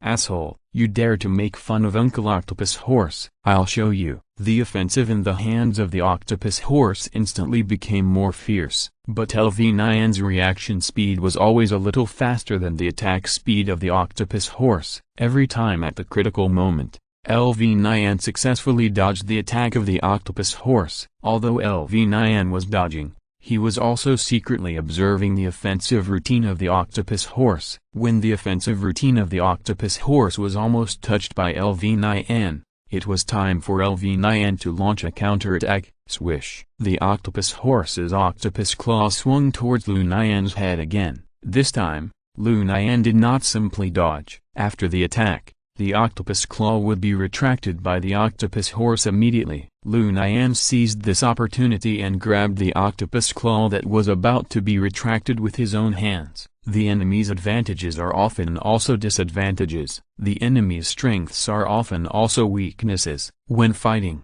you must be good at attacking the enemy when they are unprepared. This is the combat experience that Professor Caesar often taught Lu Nian before, and now, it finally came in handy. Humphrey, naive. The octopus horse saw Lu Nian grabbing his octopus claw and snorted with disdain. The octopus horse's arms suddenly exerted force, trying to pull the octopus claw back from Lu Nian's hands. But the octopus horse was surprised to find that the strength of Lu Nian's hands was not weaker than his own. You are definitely not an ordinary person. Who are you? The one who wants you dead. Although Lu Nian didn't want to kill anyone, the octopus horse had obviously gotten rid of the category of human and was a monster. Lu Nian had no psychological burden in killing a monster, and just now, this monster killed an unarmed family of 3 in front of Lu Nian. The justice in Lu Nian's heart made Lu Nian have to kill the octopus horse as soon as possible. However, Lu Nian didn't know that the octopus horse in front of him was an old acquaintance of his. Not only was he the enemy who killed Lu Nian's father, but he was also the enemy who killed Lu Nian's master. Lu Nian killed the octopus horse, which was a 3 birds in one deal. Revenge for the black family, revenge for his master, and even more so for his father. Seeing that his octopus claws couldn't break free from Lu Nian's hands, the octopus horse immediately felt annoyed. You're looking for death. The octopus horse couldn't pull back his octopus claws, so he immediately rushed forward and wanted to use his horse legs to force Lu Nian back. Lu Nian had expected this. The moment the octopus horse kicked, Lu Nian put the octopus claw in front of himself. Do unto others as you would have them do unto you has another meaning here. The octopus horse's horse leg kicked hard on his octopus claw. The octopus horse immediately screamed in pain. Lu Nian then let go of his hands with satisfaction. The octopus horse felt pain and stared at Lu Nian with red eyes. You deserve to die. You deserve to die more than me. Killing innocent people indiscriminately. Bullying the weak. You are just a bunch of trash. So you die if you die, you monster. Don't think about leaving alive today. Then you have to be able to stop me. At this point, the octopus horse planned to escape. Lu Nian's strength was comparable to his own, and now that the octopus horse's octopus claw was injured by his kick, its combat effectiveness was greatly reduced. After weighing the pros and cons, the octopus horse decided to escape temporarily, and when he recovered from his injury, he would come to Lu Nian to fight. The octopus horse suddenly kicked Lu Nian 3 times in a row. Lu Nian immediately stepped back several steps to avoid the octopus horse's attack. Who knew the 3 kicks of the octopus horse were just feints? The octopus horse's 3rd kick only kicked halfway, and the octopus horse retracted its legs in time, then jumped in the house, jumped out of the window, and disappeared into the night. Want to run? No way. Lu Nian immediately chased out from the gate. Lu Nian has lived here since he was a child, and knows that there is only a long and narrow passage in and out of the slums. Unless the octopus horse can fly, the octopus horse will definitely take that long and narrow passage. The octopus horse has been transformed, and its running speed is about the same as that of a horse, which can reach 40 kilometers per hour. After Lu Nian took the night potion to stimulate his potential, his running speed reached 15 meters per second, which is equivalent to 54 kilometers per hour. Therefore, Lu Nian's running speed is a little faster than that of the octopus horse. The 2 people left the house one after another. The speed of the octopus horse is 11 meters per second, and the speed of Lu Nian is 15 meters per second. Lu Nian caught up with the octopus horse in less than 3 minutes. Damn it, This guy actually ran faster than me. When the octopus horse saw Lu Nian appear in front of him, at this moment, the octopus horse's heart collapsed. At this time, the octopus horse finally determined that Lu Nian was definitely not an ordinary person. Who are you? Do you want to follow me? Haha, follow you? Do you want me to become a monster like you? Sure. As long as you are willing to follow me, I can help you complete your body transformation. Then you will become as powerful as me. Ha ha ha. As powerful as you? Have you defeated me? Lu Nian's words choked the octopus horse and made him speechless. Do you have to go against me? Our organization is very powerful. The octopus horse couldn't beat Lu Nian, so he decided to scare Lu Nian so that Lu Nian would have some concerns and dare not kill him. Who knew the octopus horse's words had the opposite effect? Oh, so that's how it is. If that's the case, I can't let you go so easily. When Lu Nian said this, his tone was full of murderous intent. Octopus horse shuddered when he heard this. There was a hint of obvious fear on octopus horse's face, but octopus horse knew that Lu Nian would definitely not let him go. In this battle, either you die or I live. Only one person can survive to the end. Lu Nian hooked his index finger at octopus horse. Come on, you monster, let's have a showdown. Humphrey, brat, since you want to die, I'll grant your wish. Lu Nian and octopus horse charged at each other at the same time. The second contest between Lu Nian and octopus horse, which was also a life and death game, officially kicked off. Chapter 24 Death of Octopus Horse. This time, Lu Nian did not dodge blindly. The octopus horse's octopus claw was injured, and its attack speed slowed down. Lu Nian rushed forward to meet the octopus claw. Swoosh, swoosh. After dodging the octopus claw's attack twice in a row, Lu Nian rushed in front of the octopus horse. The octopus horse immediately raised its legs to meet it. Lu Nian had expected the octopus horse to do this. The moment the octopus horse stretched out its legs, Lu Nian dodged. At the same time, Lu Nian used a knife to hit the octopus horse's knee hard, but it had little effect. The defensive power of the horse's legs far exceeds that of ordinary people. If Lu Nian's knife was used on an ordinary person, his legs would definitely be injured and disabled, but the octopus horse's legs were not hurt at all. Boy, you underestimate my defensive power. Do you think you can plot against me with a knife? You are so naive. Lu Nian smiled slightly. I knew it wouldn't work on you. HMPH. You're just a talker. Lu Nian didn't answer. Lu Nian answered the octopus horse with his actions. Lu Nian and the octopus horse engaged in close combat. The octopus claws can play a role in medium-range combat, but they become an obstacle in close combat. Lu Nian knew this, so he deliberately chose to fight the octopus horse in close combat. The octopus horse prefers to use its horse legs as weapons in close combat. Although the horse legs are powerful, they are not very flexible. The octopus horse also knows that it is not good at close combat, so it tries desperately to distance itself from Lu Nian. But Lu Nian entangled the octopus horse tightly. Lu Nian's fists and feet hit the octopus horse from time to time. Lu Nian is now attacking without mercy, and every attack is all out. Lu Nian's fists hit the octopus horse, and even the octopus horse can't stand it. The octopus horse's body soon became blue and purple. Finally,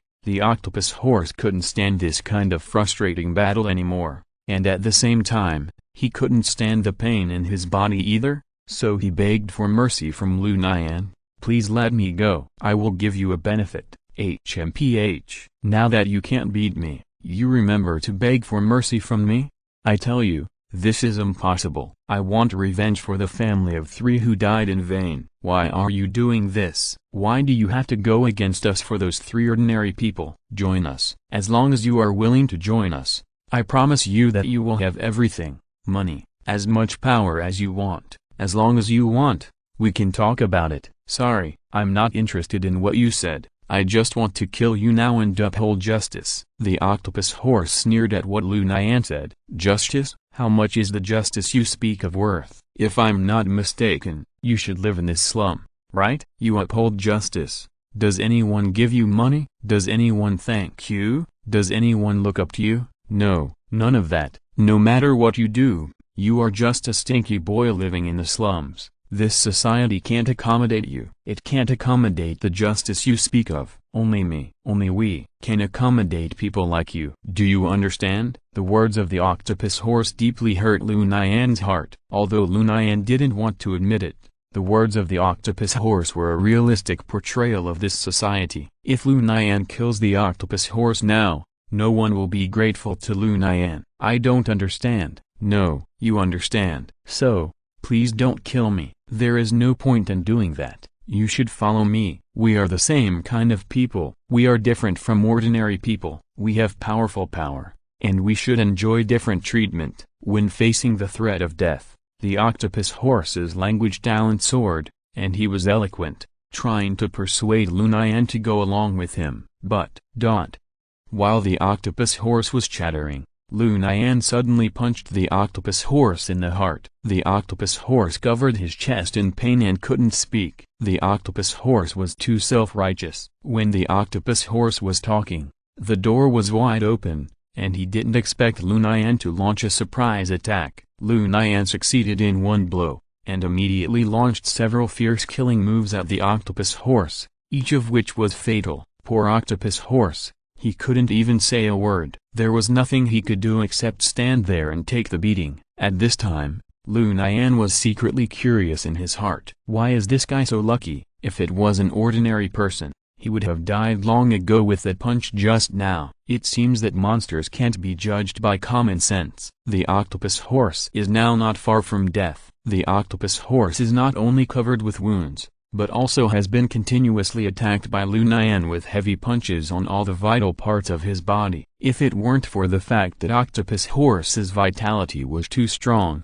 octopus horse would have died long ago. However, even so, octopus horse was repeatedly hit hard. If he continued to be attacked by Lu Nian, he would definitely die. Octopus horse felt very aggrieved. He was the first cyborg warrior under Dr. Gordon, and he had a heavy responsibility. But now he has capsized in the gutter. It was originally a very simple task, but he didn't expect that Cheng Yejin would appear halfway, and this Cheng Yejin was even more powerful than himself. If God gave Octopus Horse another chance, Octopus Horse swore that he would never come to perform this task. Lu Nian's fist, like a storm, hit Octopus Horse's body. Octopus Horse gradually exhaled more and inhaled less. Die. Lu Nian suddenly concentrated all his strength and unexpectedly punched Octopus Horse on the head. Octopus Horse's already deformed head was instantly deformed again. Octopus Horse's head was deformed when it was undergoing Dr. Zola's brainwave transformation.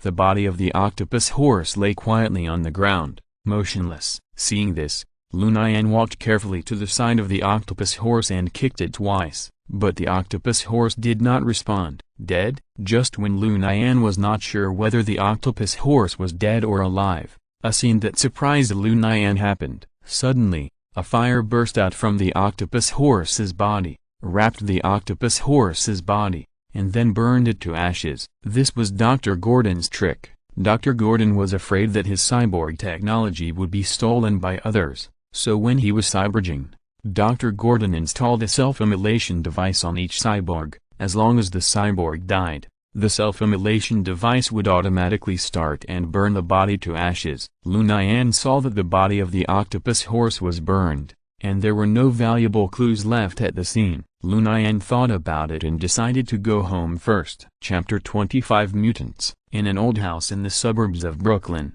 a large group of people are making a mess in front of a big screen. There is a GPS positioning device installed in the body of the Octopus Horse. Dr. Gordon and his men can confirm the location of the Octopus Horse at any time through the big screen. But just now, the GPS positioning device on the Octopus Horse suddenly lost the signal. On the big screen, the Octopus Horse lost contact. All of a sudden, the whole old house fell into a panic. Dr. Gordon, as the person in charge of the transformation project, immediately ordered his men to confirm the situation of the Octopus Horse. Dr. Gordon believes that no one in New York City can threaten the Octopus Horse. Those perverted superheroes, such as Thor, Iron Man, Hulk, Spider-Man, etc., have not appeared yet, and Captain America is also lying on the bottom of the sea and sleeping. For the time being, This world can be said to be the world of SHIELD, or the world of Hydra. However,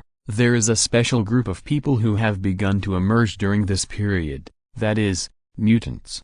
The raw materials required for Dr. Gordon's transformation experiment are very demanding, that is, the experimental subject must be a mutant. Therefore, it is not possible to just capture a random person and perform human body modification. The Black Youth before and Company now are all mutants, but they themselves do not know that they are mutants. Mutants are divided into 5 levels: Epsilon, Delta, Beta, Alpha, and Omega. Among them, Epsilon level mutants are the most numerous. Epsilon level is the lowest level among mutants. Epsilon level mutants are no different from ordinary people. Dr. Gordon did not have the courage to capture mutants above Delta level, so he ordered his men to look for Epsilon level mutants everywhere. Before, Dr. Gordon's men had encountered a Delta level mutant. Dr. Gordon's men immediately rushed up and wanted to capture this mutant. As a result, that battle made Dr. Gordon unforgettable for a lifetime. Nearly 30 of Dr. Gordon's men were slaughtered by this Delta-level mutant. This Delta-level mutant is not the strongest among Delta-level mutants,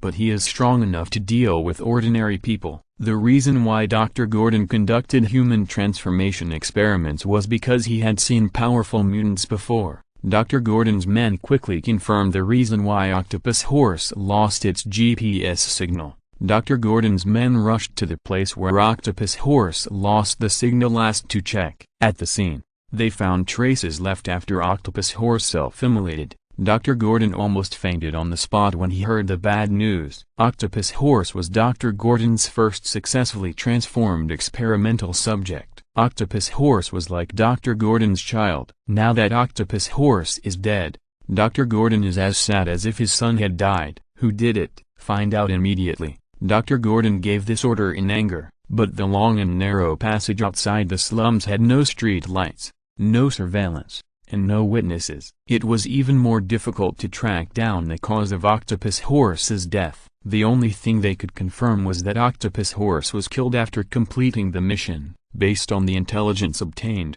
Dr. Gordon made a bold guess. Someone accidentally discovered Octopus Horse's actions, and this person was definitely not an ordinary person. After receiving the report from his men, Dr. Gordon muttered to himself, maybe it was a mutant passing by. This bunch of damn mutants. Sooner or later, I will turn all of you into my experimental subjects. Transform you into Hydra's modified human warriors. In order to retaliate against the mutants for killing Octopus Horse, Dr. Gordon immediately rushed into the operating room angrily. Tenpenny and his companions were lying quietly on the operating table. They were injected with anesthetics. Before, when they woke up, it was too noisy. Dr. Gordon really couldn't stand the noise of these two people, so he ordered his men to inject them with anesthetics. Dr. Gordon shouted in a slightly crazy tone, "Since your kind killed my child, I will turn you into my child now." Dr. Gordon raised the scalpel in his hand and showed a ferocious smile towards Tenpenny and his companions. Next to Dr. Gordon was a huge tray with a huge crab claw on it. This was the animal organ used for human transformation this time. This huge crab claw came from a Tasmanian deep-sea giant crab. Crunch, crack. Dr. Gordon's human experiment was getting better and better. At the same time, Lu Nian returned home and reported to Mrs. Henry that he was safe. Nian, what happened just now? Mrs. Henry, nothing happened. Lu Nian didn't intend to tell Mrs. Henry the truth. Lu Nian inferred from the words of the Octopus Horse that the Octopus Horse had other accomplices. Lu Nian didn't want to add unnecessary trouble and danger to Mrs. Henry. Some things, the fewer people know, the better. Mrs. Henry knew that Lu Nian was not telling the truth. Mrs. Henry was outside the house just now and saw the vague figure of the Octopus Horse in the house. But Lu Nian was unwilling to say more, and Mrs. Henry wisely did not ask more questions. That night, Lu Nian lay on the sofa, quietly thinking about what Octopus Horse said. Lu Nian now felt that he was getting further and further away from the life of an ordinary person. It seems that I need to think carefully about my future. Lu Nian gained powerful strength,